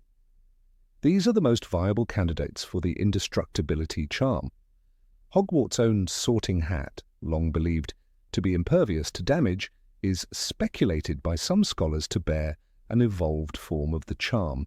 While no record confirms this, its continued survival through fire, sword concealment, and over 1,000 years of use supports the theory. In 1992, it was pierced by the sword of Godric Gryffindor, yet not torn, a testament to some deeper protection. A particularly tragic tale often told in the dim corners of wand lore is that of Ivor Montbard, a reclusive magical theorist in the 19th century. Montbard devoted 30 years to perfecting the indestructibility charm, testing it on stones, cloth, wood, and even on living flora. When he attempted to layer it atop a sentient magical book already cursed and hexed with anti-theft jinxes, the clash of conflicting enchantments triggered a magical chain reaction. His cottage was reduced to blackened soil, and his name lives on only in cautionary footnotes. Let not ambition outpace understanding, as his epitaph reads. Nowhere is the application of the indestructibility charm more controversial than in the matter of horcruxes. As revealed by Albus Dumbledore in Harry Potter and the Half-Blood Prince, Voldemort's method of ensuring the durability of his soul containers extended beyond the mere act of splitting the soul. The diary, the ring, the locket, each bore signs of complex magical protection. While not confirmed by the text, many experts infer that Voldemort likely employed a form of the indestructibility charm, layered intricately with curses and concealments. The destruction of these horcruxes required not merely force, but specific counter-enchantments capable of negating the protection. The case of the Gaunt ring is particularly instructive. Worn by Marvolo Gaunt and later claimed by Voldemort, the ring became both a horcrux and a bearer of the Resurrection Stone. Dumbledore, recognizing the dark magic it contained, attempted to handle it and was cursed, a curse that spread rapidly and would have killed him within days had Severus Snape not intervened. The ring was ultimately destroyed using the sword of Gryffindor, which had absorbed basilisk venom, a substance capable of bypassing conventional magical protections. This is perhaps the clearest example in canon of the indestructibility charm being undone only by a greater magical force. Among students at Hogwarts, the idea of making objects unbreakable has always held a certain allure.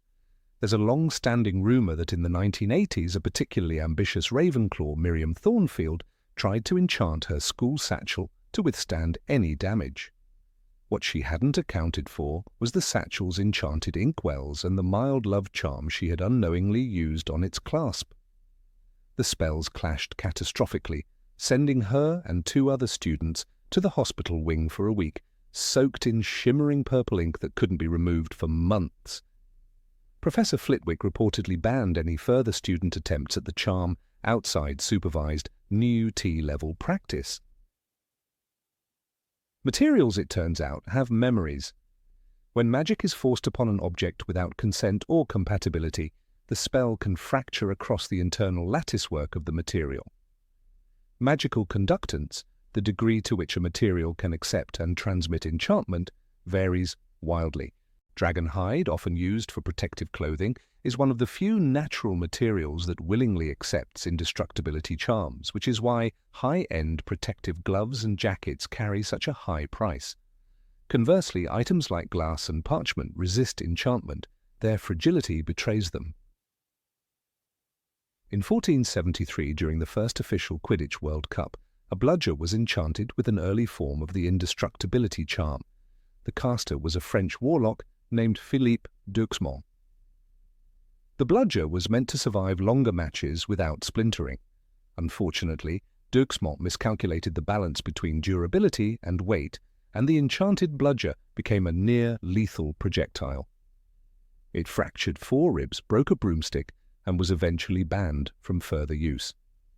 The bludger now sits heavily chained in a glass case at the Museum of Magical Games and Sports. A curious but less known application of the indestructibility charm is found in wizarding architecture. The vault doors at Gringotts Bank, for instance, bear an amalgam of protective spells, of which the indestructibility charm is a central component. These doors have been subject to goblin craftsmanship, basilisk-scale reinforcement, and centuries of spell layering. The break-in attempt in Harry Potter and the Deathly Hallows involved a dragon and goblin sabotage, not direct spell breaking. It stands as a testament to how truly unbreakable these protections can be when properly applied. In some rare cases, magical creatures themselves are resistant to external enchantments. The skin of a nundu, for instance, is so magically dense that it acts as a natural barrier to spells, leading some to call it living indestructibility. However, no known spell, including the indestructibility charm, can be applied to such creatures without lethal consequences. Attempts to do so have led to magical feedback loops so intense they resembled seismic activity. The Department for the Regulation and Control of Magical Creatures has since forbidden experimentation in this area. The spell's incantation, though never published officially, has been referenced in magical dueling records as being in the Aramaic dialect, a nod to its ancient origins. Spellcasting involves not just word and wand, but intention, magical theory, and precise control of magical flow. Magic, when it meets resistance, chooses the path of least destruction, or greatest chaos, writes Miranda Goshawk in her unpublished appendix to Standard Book of Spells, Grade 7. That is why so many failed attempts at this charm result in explosions rather than fizzling out. The wand core plays a curious role in the spell's effectiveness. Wands with phoenix feather cores are said to have the best affinity with high-difficulty charms due to their dynamic magical range. Harry Potter's own wand, made of holly and phoenix feather, might have been capable of casting the indestructibility charm had his training ever required it. Unicorn hair, by contrast, offers stability but not power, and dragon heartstring gives brute force, but not the delicacy needed for complex spell layering. Wand lore suggests that compatibility matters as much as intent. The use of the indestructibility charm during wartime has always been a delicate subject. During the First Wizarding War, members of the Order of the Phoenix experimented with the spell on protective gear. Some success was noted, but not without tragic errors. A pair of enchanted boots worn by Sturgis Podmore reportedly became so rigidly impervious that they could not be removed, fused to his feet for 3 months. It was not until a team of 5 spellbreakers intervened that he was freed, and even then, only by sacrificing the boots. Of particular note is the fact that the charm does not guarantee resistance to all forms of damage. Magical entropy, an obscure but devastating phenomenon, can unravel the spell over time. Items exposed to the Forbidden Forest's ambient magic, for example, tend to degrade faster, even with protection. The Sword of Gryffindor, goblin-made and immune to rust, is one of the rare exceptions, but its immunity stems more from goblin metallurgy than from wizard enchantment. This discrepancy underscores a painful truth: not all durability is magical. The psychological burden of wielding or wearing an indestructible item is also noteworthy. There's a story from the 1700s about a wizard named Thelonious Grimbane who enchanted a locket to withstand all damage. The charm succeeded, but the locket grew increasingly heavy, as if the magic was collecting impact force and storing it. Eventually it could not be moved. Grimbane died trying to remove it, crushed under the weight of his own success. His tale is often cited in magical ethics classes under the heading Unconsidered Consequences. Among the more mundane, but successful, examples of the charm is the set of enchanted glasses worn by Professor Minerva McGonagall. While this has never been officially acknowledged, it is widely believed that her spectacles, though delicate in appearance, are imbued with a mild form of the indestructibility charm. They have survived dozens of duels, several Quidditch matches, and even a brief transformation into a cat's whiskers. No one has ever seen them break.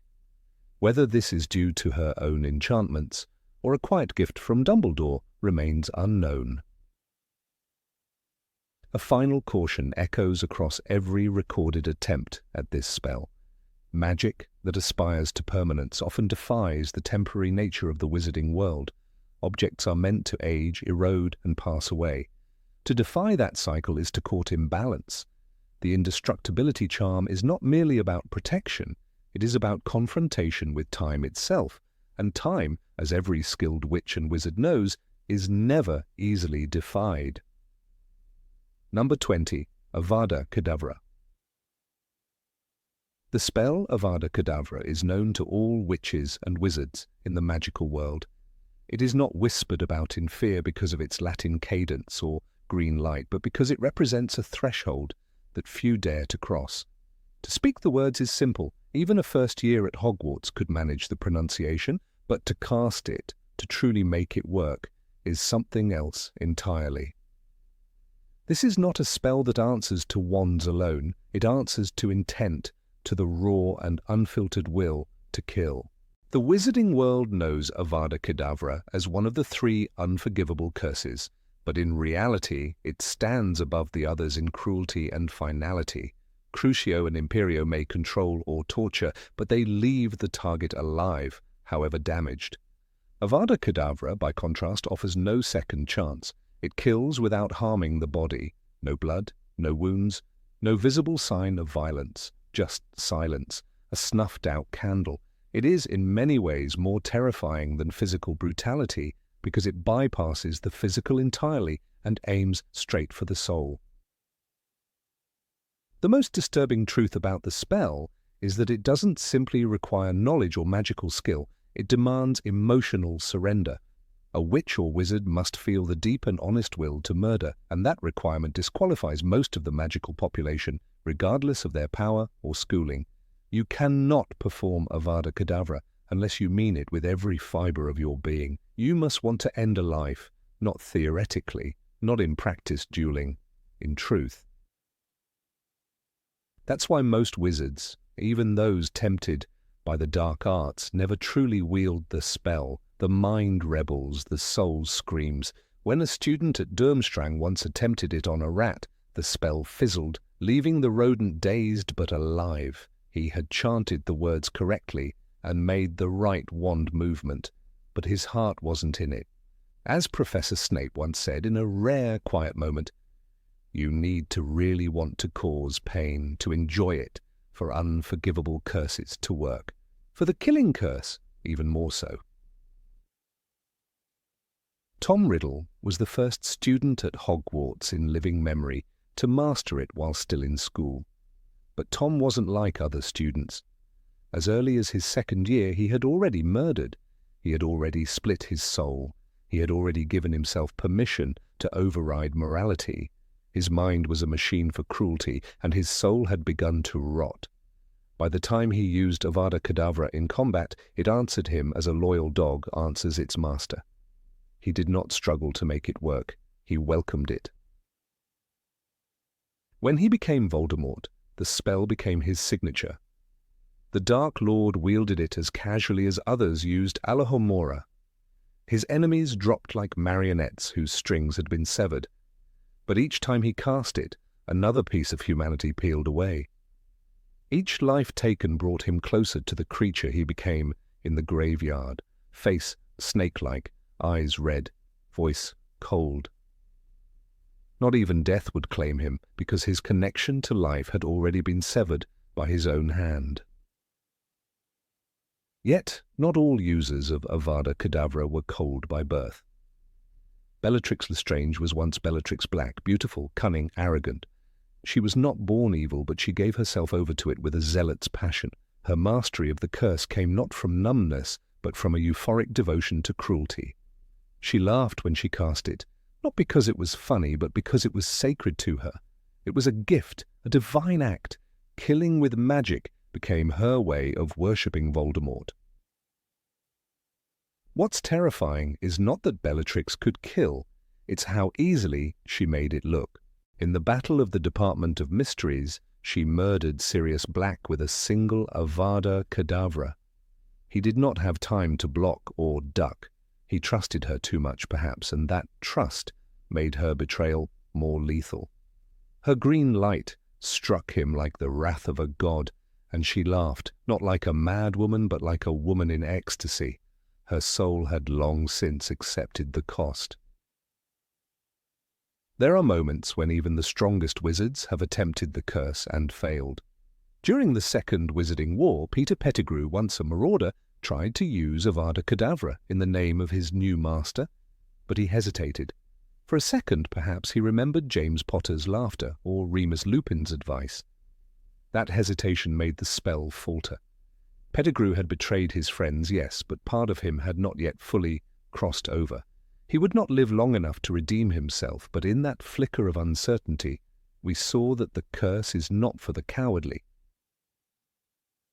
The spell's demand for spiritual alignment is why it is considered unforgivable. To cast it and succeed, you must first betray something fundamental in yourself. The spell is not illegal because of its effects. It is illegal because of what it requires of you. It forces the caster to become something else, something less human. And once it has worked, once you have killed with magic, something inside you does not return. Harry Potter himself never used Avada Kedavra, not even on Voldemort. He had every reason to. He had suffered. He had lost. He had watched his parents die, Sirius fall, Dumbledore perish. He had seen Cedric murdered right in front of him. And still he never used the killing curse, because deep inside, Harry never allowed hate to be his core. His most powerful spell was Expelliarmus, not because it was flashy, but because it disarmed rather than destroyed. Dumbledore understood the curse in ways few others did. He never used it, but he feared it not because of what it did, but because of what it demanded. He once said, "Do not pity the dead, Harry. Pity the living, and above all, those who live without love." Those who cast Avada Kedavra must live without love, because to perform it is to sever love from action. The green flash is not just a light, it is the absence of everything human. Barty Crouch Jr., disguised as Mad-Eye Moody, demonstrated Avada Kedavra on a spider during his defense against the Dark Arts class. It died instantly, but students did not cheer or gasp in awe. They shrank back, because even the sight of the curse chilled the room. It did not crackle or scream, it whispered. The spider died as if the world had decided it no longer needed to breathe. And the students, young and impressionable, realized they had just seen magic that no teacher had ever dared show before. There's an ancient belief in magical circles that every Avada Kedavra leaves a scar, not on the body, but on the soul. Some even claim that the curse echoes, that a wizard who uses it hears the death rattle of every victim in his dreams. Whether myth or not, Voldemort never slept soundly. His nightmares were not just memories, but a choir of the dead reminding him what he had paid. The physical mechanics of the spell are deceiving. No chant longer than 3 words, no wand motion more complex than a slash, no incantation more clear. It's easy to teach, easy to pretend, easy to joke about, Children whisper it in corners, unaware of the darkness it conjures. But when you mean it, when the spell answers you, something ancient awakens. You are no longer borrowing magic, you are commanding it. And magic always remembers who commands it for death. Even the Ministry of Magic, with all its departments and magical laws, could never create a counter-curse for Avada Kedavra. There is no shield, no protective enchantment, no defensive charm strong enough. The only defense is to not be hit. This finality is why duels between dark wizards are often decided in seconds. He who strikes first wins, but to strike first with that spell you must already be dead inside. One might ask why such a spell was ever created. History offers no certain answer. Some suggest it was forged during the First Goblin Rebellion as a tool of terror. Others claim it predates Hogwarts entirely, a relic from the ancient wars of magical clans. But whoever invented it must have understood one thing, that some magic doesn't just serve the caster, it marks them. Avada Kedavra is not a weapon, it's a sentence passed not only on the victim, but on the soul of the one who casts it. The most haunting aspect of the spell is not how it kills, but how easily it can become routine. In Voldemort's army, Death Eaters used it like punctuation. It became the full stop to any conversation, the answer to any resistance. In the hands of men like Fenrir Greyback or Antonin Dolohov, it lost its mystique, and that made it more dangerous, because when murder becomes mundane, society collapses from within. Neville Longbottom once said after the war that he feared the spell not because of what it did, but because of what it almost made him become. He had watched friends die, he had lost family, and in a moment of rage he had spoken the first syllables of the curse. But he stopped. Not because he couldn't, but because he wouldn't. "I wanted to be brave," he said, "not broken." And that is the final truth. Avada Kedavra breaks not only bodies, but legacies. When we think of great wizards, we remember not those who cast Avada Kedavra, but those who resisted it, those who, like Harry, like Neville, like McGonagall, and Lupin and Tonks, chose light even when darkness tempted them with quick victories. The killing curse is the apex of dark magic, not because it is powerful, but because it is seductive. It tells you that problems can be solved by erasure. But that is not power. That is surrender. And so even now, long after Voldemort's defeat, the spell lingers in the world like a shadow that refuses to lift, not because it is in use, but because it waits. It waits for those who think anger is strength, who believe fear justifies action. It waits for another soul who, in pain or pride, will speak the words, and when they do, magic will answer. Not with celebration, not with fanfare, but with silence. Number 21, Morsmorder, the Dark Mark. It was during the chaos of the Quidditch World Cup that the world first saw it again, the blazing symbol in the sky, that ancient mark of allegiance and terror. The Dark Mark hovered above the treetops, writhing, pulsing like a living thing. A skull, ghostly green, and from its mouth spilled a serpent, twisting endlessly in silent menace. It was more than just a picture, it was a presence. It was the return of fear. The spell that cast this apparition was known only to a few. Morsmorder, a word not taught at Hogwarts, not found in standard spellbooks, and never spoken by those who feared the darkness. This incantation was not a mere enchantment. It was a mark of identity, a proclamation of loyalty, and a beacon of dread. Few could cast it. Fewer still understood its origins.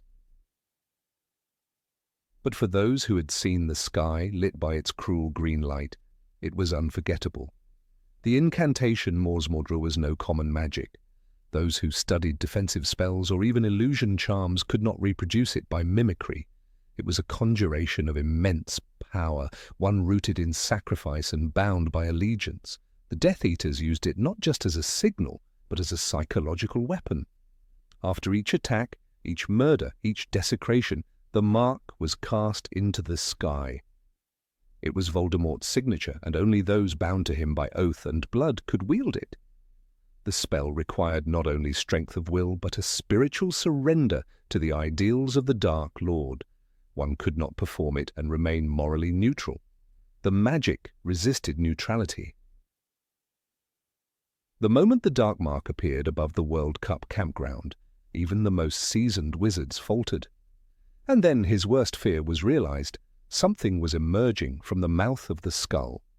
The snake, which was protruding from the skull's mouth like a tongue, was undulating in the air, as though it was alive, wrote J.K. Rowling in Goblet of Fire. That undulation was no simple animation. The spell gave life to the illusion. The snake's motion was sustained by the caster's energy and intent, creating a visual manifestation of domination. It was not enough to be powerful. The caster had to believe in the superiority of Voldemort's ideology. The spell responded to conviction. Technically, Mors Morda was an advanced illusion spell, perhaps among the highest class known in dark magic. Yet, even this categorization felt inadequate. The conjured mark was resistant to weather, lingered for hours, and could not be dispelled by ordinary finite incantatem.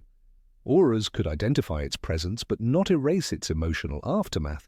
The spell required an immense output of magical energy, much more than a standard charm or hex. Those who attempted to copy it without initiation into the Death Eaters found only sparks, smoke, or silence.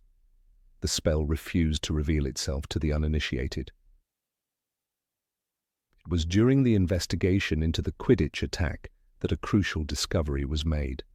Barty Crouch Jr., in disguise as Alastair Moody, explained that the spell was not just taught, it was bestowed.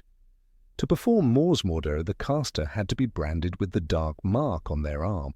This brand served as more than an identifier. It was a conduit. When Death Eaters cast the spell, they channeled magic through the brand, and in doing so drew upon a kind of dark collective power. The more Death Eaters nearby, the more vivid and imposing the mark became. Alone it was terrifying. Together it was overwhelming. This mechanism mirrored ancient magical principles, binding magic, group sigils, and communal incantations. The Death Eaters, though feared and loathed, had achieved a form of magical unity rarely seen outside sacred rituals. The branding ritual where Voldemort marked his followers was a dark inversion of sacred covenant magic. The mark was a permanent scar etched with fire and pain.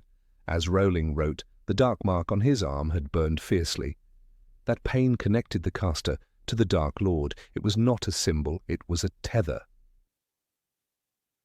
Bellatrix Lestrange, perhaps the most fanatical of all Death Eaters, was known to cast the dark mark with theatrical zeal. After the torture of Frank and Alice Longbottom, when the auras were left broken in body and mind, the mark rose above their home like a funeral banner. Bellatrix's magic did not merely conjure a symbol, it imbued the sky with her madness. The snake in the mark coiled and uncoiled like her laughter, erratic and alive. To witnesses, it was a vision of possession. Bellatrix was not merely casting a spell, she was offering a piece of her soul to the sky. The Half-Blood Prince offered a grim window into how the spell shaped identity. Severus Snape, though a double agent, bore the dark mark and retained the knowledge of Mors Morda. Yet he never used it after Voldemort's fall. It wasn't restraint, it was revulsion. For Snape, casting the mark would have been a return to allegiance, and even feigned loyalty could risk the spell reigniting a dormant bond. The magic remembered. Once cast, Mors Morda could sense betrayal. Even proximity to the spell caused tension among former Death Eaters. As Lucius Malfoy admitted, we thought he had gone forever. But the mark was never truly silent. When Hogwarts was attacked during the Battle of the Astronomy Tower, the mark was once again seen over the school's towers. Green fire bled across the stars, and the students knew what it meant. Dumbledore was dead. That was how the spell was used, not just to announce murder, but to desecrate meaning. To raise the dark mark above Hogwarts was to insult its legacy, to declare that the stronghold of magical learning had fallen under the hand of death. It was a declaration of conquest. The spell didn't need to kill, it only needed to be seen. For scholars of magical theory, Morsmorda presented a paradox. Unlike other high-level spells, it could not be learned through repetition. It resisted academic study. Those who tried to analyze it using arithmetic equations found inconsistencies, as if the spell itself refused classification. The runes traced from the mark didn't match any known school of magical sigils. It drew from something deeper, perhaps a forgotten school of magic rooted in willpower and ideology. That's what made it so rare. It wasn't that it was hard to cast, it was that magic itself recoiled from those without darkness in their heart. The Ministry's Department of Mysteries briefly attempted to isolate the magical frequency of Morsmorda. Their unspeakables theorized that the spell left an atmospheric residue similar to a Dementor's passage. Air near the mark's appearance registered a drop in ambient warmth, and animals often fled the area long before the mark was seen. Owls refused to fly near it. Cats hissed at the sky. The spell was not just light and illusion, it radiated malevolence. It was as if Voldemort had found a way to inject his presence into the spell, to embed a sliver of his own soul into the chant. This echoed older magical practices once used by dark wizards of the Middle Ages. A 14th-century grimoire titled Umbra Noctis refers to a ritual spell called Mortis Vocantem, which left symbols in the air to summon shades. It is speculated by some that Voldemort, during his travels in Albania, uncovered remnants of this forbidden branch of illusion-based necromancy. But he didn't simply copy it, he refined it, he adapted it, he transformed it into Morsmorda. It was no longer a call to spirits, it was a stamp of terror. And in doing so, he turned history itself into a weapon. The moment of death was always key. When Cedric Diggory died at the hands of Peter Pettigrew, the mark was not cast. Voldemort had not yet fully returned, but once he rose from the cauldron, reborn in bone and blood, his first acts were to punish, to brand, and to declare. That night the mark soared once more. "You have been called," he whispered. "Morsmorda." And the mark responded to him as if it had waited years in silence. It rose from the clearing like an old song returning to the air. Even the trees recoiled from its light.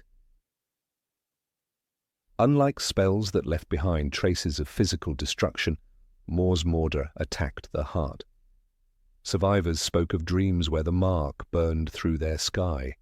It was psychological warfare. Children wept, parents trembled. The symbol, seen once, never left the memory. It haunted the imagination more than any corpse could. That was its purpose. Voldemort did not just want to kill, he wanted to be remembered, he wanted to linger, and Morsmorda gave him that power. It was, in essence, his immortality spell, an imprint not of flesh, but of fear. Perhaps most disturbing was the spell's refusal to die with its caster. After Voldemort's final defeat, the Ministry made it illegal to cast Morsmorda. Possession of books detailing its components carried mandatory sentencing, but even then a few remnants remained. Rumours persisted of small groups in Eastern Europe who could still perform the chant, though without full potency. They were described as shadows of Death Eaters, imitators trying to summon a magic that no longer had a master. The spell, like Voldemort's soul, had been fractured, its pieces lingered, and some claimed it still answered to loyalty. One name that surfaced repeatedly in investigations was Thorfinn Raoul. After the war, he was captured near the ruins of Nurmengard with evidence of ritual experiments designed to resurrect the mark. Witnesses claimed to see green flickers in the night sky, brief flashes of serpentine light that faded before full formation. It was as if the spell struggled without Voldemort's will to sustain it. The mark had become a ghost spell, haunting, broken, fading, yet dangerous, for each attempt stirred up the remnants of dark magic buried beneath the world. Ultimately, Morsmorda was more than a spell. It was a curse upon the air, a declaration of allegiance etched into sky and soul. It was an unspoken vow, a wound torn into the heavens. It is proof that magic is not just in the wand, but in the will, and that some magic, once unleashed, refuses to be forgotten. Number 22, the Imperius curse, the unforgivable curse known as Imperio, is a chilling testament to the darkest potential of wizarding power. Though often overshadowed by the dramatic finality of Avada Kedavra or the excruciating pain of Crucio, Imperio hides behind an illusion of silence. It does not scream, it whispers. It bends the soul like a slow poison, invisible and terrifyingly effective. Wizards who attempt to master it quickly discover that it is not a mere spell. It is a battle of minds, a war of domination in which only the most forceful will can triumph. To cast Imperio is to invade the sanctum of another human's thoughts, their desires, their decisions. It is a spell of slavery, and it is not easily mastered. Bartemius Crouch Jr. knew this better than most. Disguised as Alastor Moody, he used Imperio liberally during his infiltration of Hogwarts in the Goblet of Fire. His use of the curse was not merely tactical, it was deeply psychological. He employed it not only to control, but to test, to train, to provoke. "You need to mean it," he told the fourth-year students as he demonstrated the unforgivable curses. "You need to really want to cause pain, to enjoy it. Righteous anger won't hurt me for long." But Imperio required something even more insidious. It required absolute certainty, the kind of cold self-assurance that only the truly dangerous can summon. When Harry Potter himself became the target of Imperio, the experience was paradoxical. Rather than being terrifying, it was seductively peaceful. A feeling of wonderful floating happiness seemed to have spread through his whole body. He felt a great sense of contentment. He felt he would be quite happy to do anything at all. But even then, Harry resisted. A voice, distant but urgent, told him not to give in. That flicker of inner strength, of will, was enough to shake the control. It marked him as someone with an uncommon resilience. The spell had been cast perfectly, but his mind was not so easily conquered. What many do not understand is that Imperio does not work like an order barked to a soldier. It is more like a lullaby sung inside the brain, dulling resistance, seducing thought, and bending desire. The caster must attune themselves to the mental texture of the victim, their emotional rhythms, their fears, their inner conflicts, and exploit them. This requires a level of magical empathy that is not taught in standard spellbooks. It is learned through dark experience, and it is never clean. The effectiveness of the spell depends not only on the strength of the caster, but on the psychological profile of the victim. Some minds are like open doors. They lack the structured defenses of self-awareness, making them more easily led. Others, like that of Albus Dumbledore or Severus Snape, are fortified like castles. To dominate such minds would require not only immense magical power, but psychological understanding so precise that even a legilimens might falter. It is no coincidence that the Dark Lord was both an Occlumency and a legilimens before he ever used Imperio. He studied minds before he enslaved them. There are documented cases in ministry archives of witches and wizards who fell under the curse and performed acts they would never have imagined. One, a clerk named Elphias Rookwood, gave away sensitive Department of Mysteries information, not with trembling horror, but with a smile. His mind had been wrapped in velvet lies. Another, Bertha Jorkins, had her very personality shattered after prolonged mental tampering. Though Imperio is reversible with time and care, the longer it holds, the deeper it rewrites. Some never return fully to themselves. Casting the spell is draining, not because of the magic itself, but because of the mental investment it demands. The caster must focus on the victim continuously. The connection must be nourished with attention, with emotional pressure, with constant affirmation of dominance. For someone controlling multiple individuals, the psychological toll becomes unbearable. This is why even Death Eaters rarely kept more than one or two victims under the curse at a time. It is not sustainable. Minds rebel. even the caster's own begins to blur. Augustus Rookwood once confessed, under Veritaserum, that he had begun to hear voices after months of managing 3 cursed ministry workers simultaneously. He couldn't tell which thoughts were his and which belonged to them. He would wake from sleep unsure if he had ordered someone to act or if it had been their idea. The identities began to melt. It is a chilling echo of the spell's nature. Control another for too long, and you lose your own boundaries. There is a reason the ministry designated Imperio as unforgivable. It is not merely about the ethics of control, it is about the psychological consequences to all involved. To become skilled at Imperio is to practice emotional vampirism. You must feed on another's autonomy. Over time, the user either becomes numb, losing the ability to relate to others without dominance, or becomes paranoid, forever fearing resistance. Lucius Malfoy was known to favor Imperio over Crucio.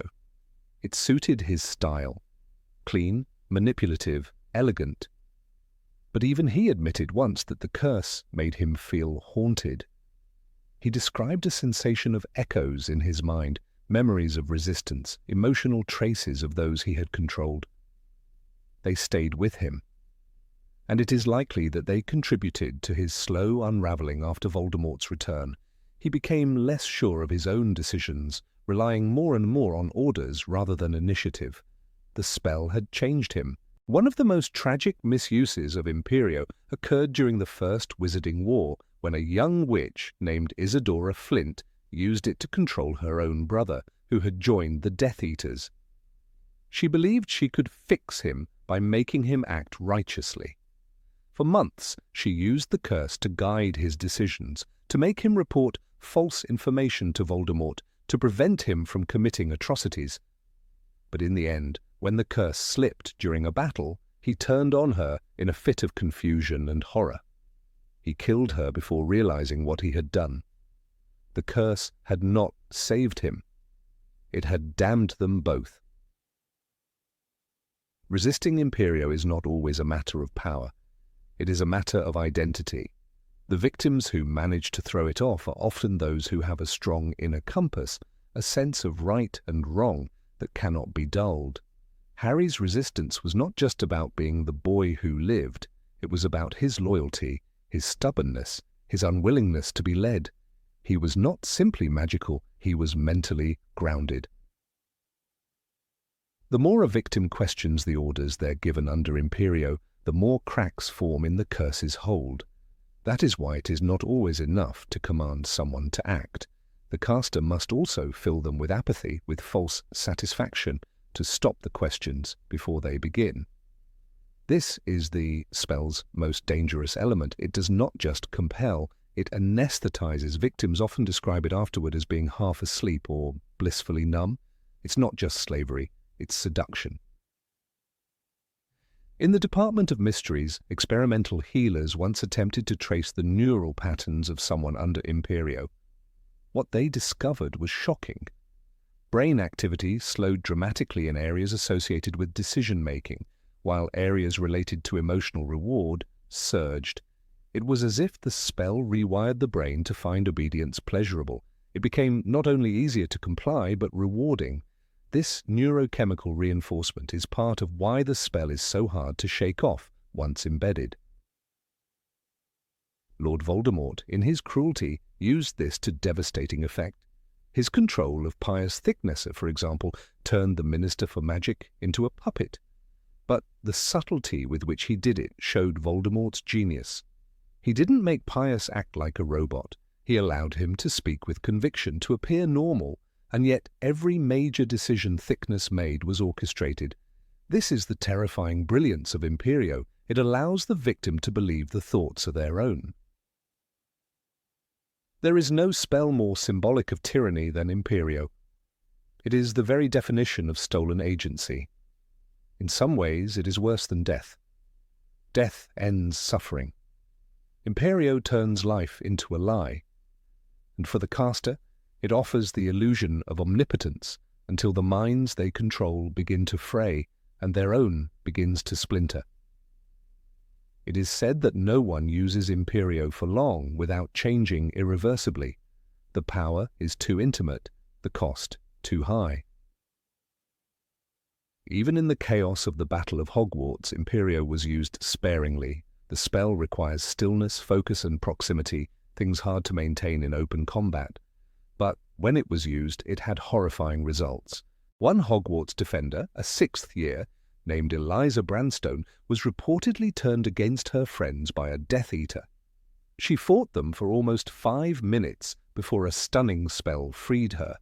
Her screams afterward, the confusion, the guilt, echoed through the great hall. She hadn't known what she was doing, but she remembered every second. In Azkaban, Death Eaters who had abused the curse often spoke of it as an addiction. One, Thorfinn Rule, told a guard that he missed the silence, the quiet of another mind under control, the stillness of being obeyed without question. This dependency is not metaphorical. It is a psychological craving for order in a chaotic world. The more broken the caster is inside, the more seductive Imperio becomes as a way to impose meaning. The spell, at its core, is a mirror. It reflects the caster's hunger for control, their fear of resistance, their desire to play God. Those who practice it too often begin to see others not as people, but as instruments, and once that transformation occurs, returning to empathy becomes nearly impossible. Imperio is not just a curse on the victim, it is a corruption of the soul that wields it. Number 23, Salvio Hexia, Concealment Charms. The forest surrounding Shell Cottage swayed gently in the wind, the surf whispering its ancient rhythm to the rocks below. But beneath that peaceful exterior, an invisible storm of magic pulsed through the air. Bill Weasley, wand steady, eyes focused, traced slow, intricate motions in the air, murmuring, Salvio Hexia.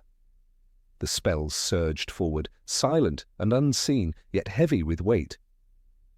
Around the small safe house, the beginnings of an enchantment web took form, a delicate lattice that would, with time and patience, shield those within from all detection.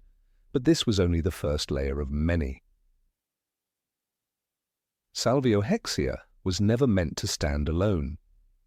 Like the outer wall of a fortress, it could obscure what lay behind it, but only if other wards fortified the ground it protected.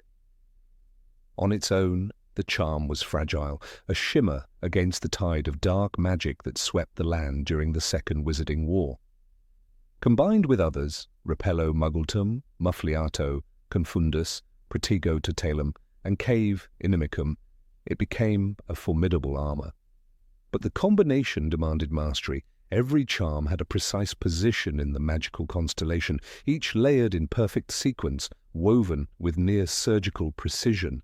A misstep could cause the entire protection to collapse.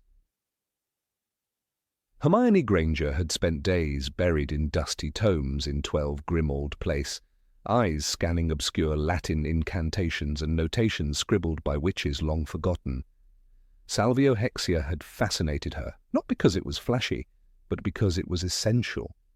When she cast it over the trio's forest encampments, she followed it with 4, sometimes 5, supporting spells, checking and cross-checking each convergence of magical lines.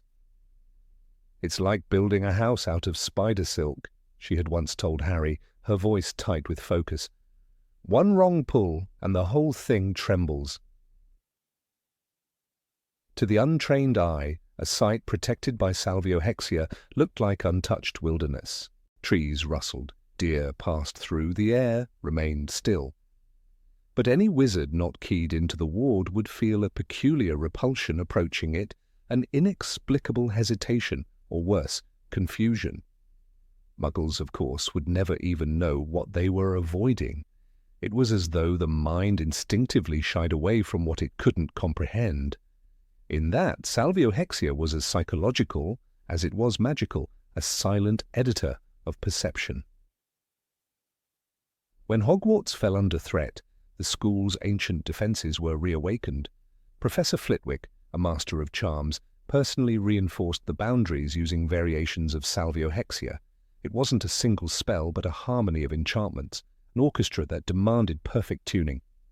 The enchantments weren't cast just once, they had to be maintained, refreshed, and adjusted daily. War twisted magic in unpredictable ways, distorting the invisible fabric of spells. A slight shift in atmospheric magic, an overuse of defensive charms elsewhere, or even the presence of a powerful dark artifact nearby could fray the boundaries. Constant vigilance was not just a motto, it was a requirement.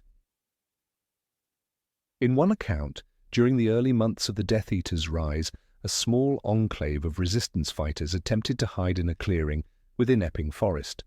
Their leader, a wiry witch named Sybil Montcref, cast Salvio Hexia over their camp, confident in her ability. Yet, in her haste, she neglected the anchoring charms. 2 days later, a group of snatchers stumbled into the camp entirely by accident. The massacre was swift. Survivors later spoke of how the charm felt incomplete, the air around them carrying a shimmer that never fully settled. The lesson was bitterly learned. Salvio Hexia was not just a curtain, it needed walls, locks, and alarms. Even Dumbledore, in all his wisdom, treated the charm with respect. Before he brought Harry to number 4, Privet Drive, he cast protections beyond comprehension. Arabella Figg once noted the layers of magic around the area: anti-apparition jinxes, muggle repellents, and heavy cloaking enchantments. Salvio Hexia was likely among them, a silent shield that bent awareness itself. "There was nothing to see, nothing at all," she said in a report to the Order. "Just a sense that we shouldn't look too closely." The mechanics of the charm are complex. It begins with an intention. The caster must envision complete concealment. It's not just physical invisibility, but an erasure of presence. The wand motion is slow, circular, but ends with a sharp point. The magic must be focused inward, not out like most attack charms. It sinks rather than flares. The incantation must be spoken in a tone that carries into the earth, not just the air. This anchoring is key. Without it, the charm floats and dissipates. When Harry, Ron, and Hermione were on the run, Hermione took over the responsibility of protection. Her use of Salvio Hexia became almost ritualistic. "She made it look like painting with light," Ron once murmured. But it was never easy. Each camp required hours of setup. One miscast could allow a magical trace to leak through, something the Ministry could detect. In the forest near Dean's Valley, Hermione once repeated the charm 7 times before it finally held. She knew the air was thin there and magical resistance high. Yet she persisted, sweating in the cold, lips chapped, wand hand trembling. There was a time, during the resistance at Tinworth, when the charm became more than just a shield. It became a symbol.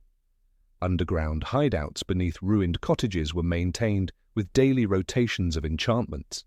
Witches, like Mary Catamole and Dirk Cresswell, took turns recasting Salvio Hexia, following patterns recorded by Dumbledore himself. It was passed like a secret recipe: where to begin, how many feet between anchor points, when to renew the flow. Their success depended not only on magical strength, but also on memory, timing, and discipline. Even among auras, few could master the charm alone.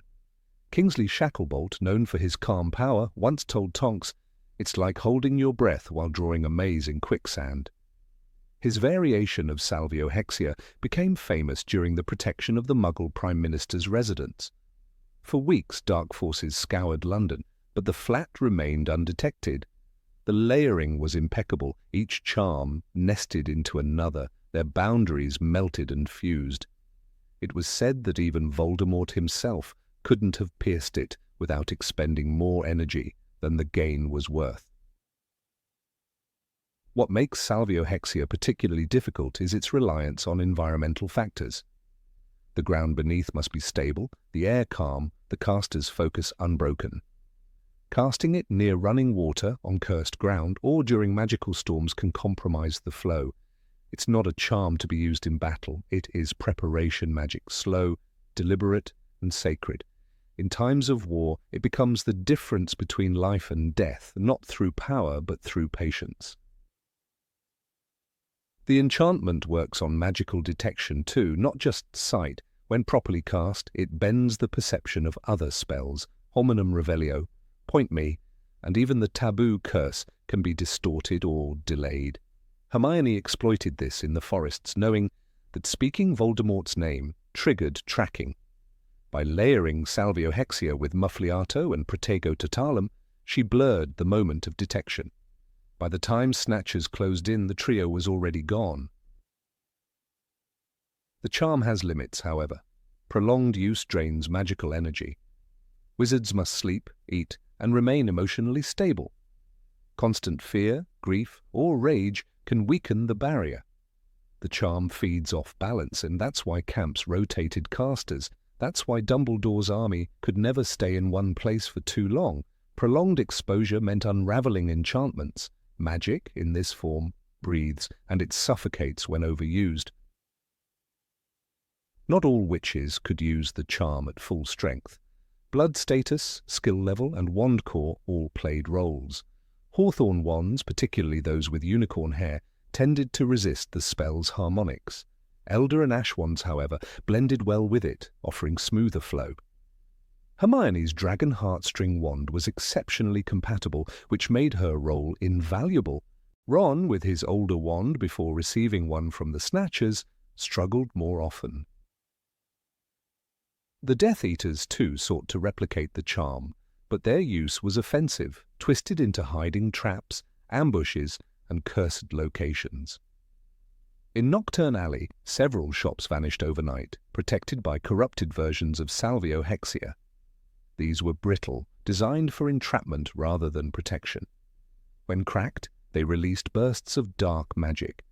Auras had to develop counters, variants of finite incantatum combined with light charms, to pierce and neutralize them.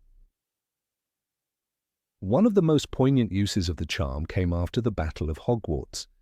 In the ruins of the Great Hall, with broken walls and fallen stone, a group of students gathered to preserve what remained. Under the quiet direction of Professor McGonagall, Salvio Hexia was cast around the castle, not to hide it, but to shield its memory. Visitors who approached felt reverence and stillness, as though the past itself watched them. It was not concealment, but sanctification. The magic of Salvio Hexia lingers. Even now, years after the war, places touched by it carry an echo. The Shrieking Shack, the Forbidden Forest, even the ruins of Malfoy Manor. Some say you can feel the thrum of old spells there. It's as though the land remembers being hidden, being protected, being sacred.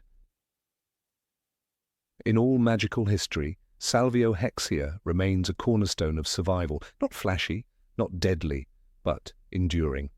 A spell that requires more than talent. It demands wisdom, restraint, and understanding. And in a world where visibility meant vulnerability, invisibility became its own form of resistance. Number 24. Living Creature Transfiguration. Certainly. Here's the 2,000-word article, in English, written in an artistic narrative style as requested, on the topic, a spell difficult to master, the magical transfiguration of living beings. Among the most elusive arts in the magical world, transfiguration stands as a towering challenge for even the most accomplished witches and wizards. But within that vast discipline there exists a sub-branch that evokes awe and caution in equal measure, the transfiguration of living beings. This is not merely about changing the appearance of an object, nor is it as simple as charming a quill to write on its own. No, to transform something alive, a breathing, sentient creature, into another form altogether is to tamper with the very threads of life itself. It is dangerous, intricate, and unforgiving. And yet it is also a testament to the true depth of magical potential. In the halls of Hogwarts, students begin their journey into transfiguration with rudimentary lessons, matches into needles, beetles into buttons, and teacups into tortoises. These exercises, while impressive to the untrained eye, barely graze the surface of what true transformation entails. The moment a spell begins to affect a living body, the stakes multiply. A teacup will not scream if the transformation falters. A tortoise might. The essence of life, the soul, the breath, the beating heart, resists manipulation, and any attempt to override it must be precise to the atom or risk a horrific result. Professor Minerva McGonagall, the stern and brilliant head of Gryffindor House, is perhaps the most celebrated practitioner of this arcane branch of magic. A registered animagus, she possesses the rare ability to transform herself into a silver tabby cat at will. Her control over the process is so refined that, as students once observed, even her spectacle-like markings remain consistent across both forms. It is not a trick of vanity but of mastery, her mind and body surrendering to the laws of transfiguration without losing identity. It is an art learned not in months or even years, but through a lifetime of study and reverence for magic's deepest laws. The difficulty of transforming a living creature lies not only in the magical incantation, but in the knowledge of biology, energy, and intent. As McGonagall explains in Harry Potter and the Goblet of Fire, transfiguration is some of the most complex and dangerous magic you will learn at Hogwarts. The transformation of an inanimate object is static. Glass will always behave like glass, but a creature possesses instincts, thoughts, and a will to survive. These elements interfere with magical influence. To successfully transfigure a hedgehog into a pincushion, one must take into account not only shape and size, but texture, mass, internal organs, and temperament. The hedgehog's heartbeat, its awareness of being touched by a wand, its potential resistance, all factor into whether the spell holds or shatters. The consequences of error are not theoretical. A poorly performed spell may lead to grotesque hybrids, a mouse with wooden legs, a teacup with blinking eyes, or worse, a creature caught halfway between forms, its consciousness trapped in agony. At St. Mungo's Hospital for Magical Maladies and Injuries, there exists an entire ward devoted to the victims of misapplied transfiguration. Stories circulate in hushed tones of a young wizard who attempted to transform his pet ferret into a coin purse and ended up with a bag that screamed and bled when opened. The Ministry of Magic has strict guidelines forbidding unauthorized biological transfigurations, particularly those involving humans. These laws exist not merely for ethical reasons, but because the margin for error is so thin it borders on invisible. Ethical questions haunt this branch of magic like shadows. To change a being's form is to tamper with its essence.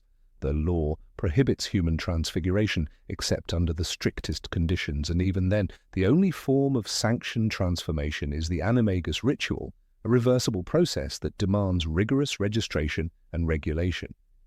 The idea of forcibly transfiguring a human into, say, a rat, as was done by the Death Eaters in dark times, is not only morally reprehensible but legally classified as dark magic. The lines between transfiguration and torture are razor thin, and history remembers those who crossed them not as innovators, but as monsters. One of the most haunting examples of such misuse lies in the tragic tale of Peter Pettigrew. A registered animagus, he was not.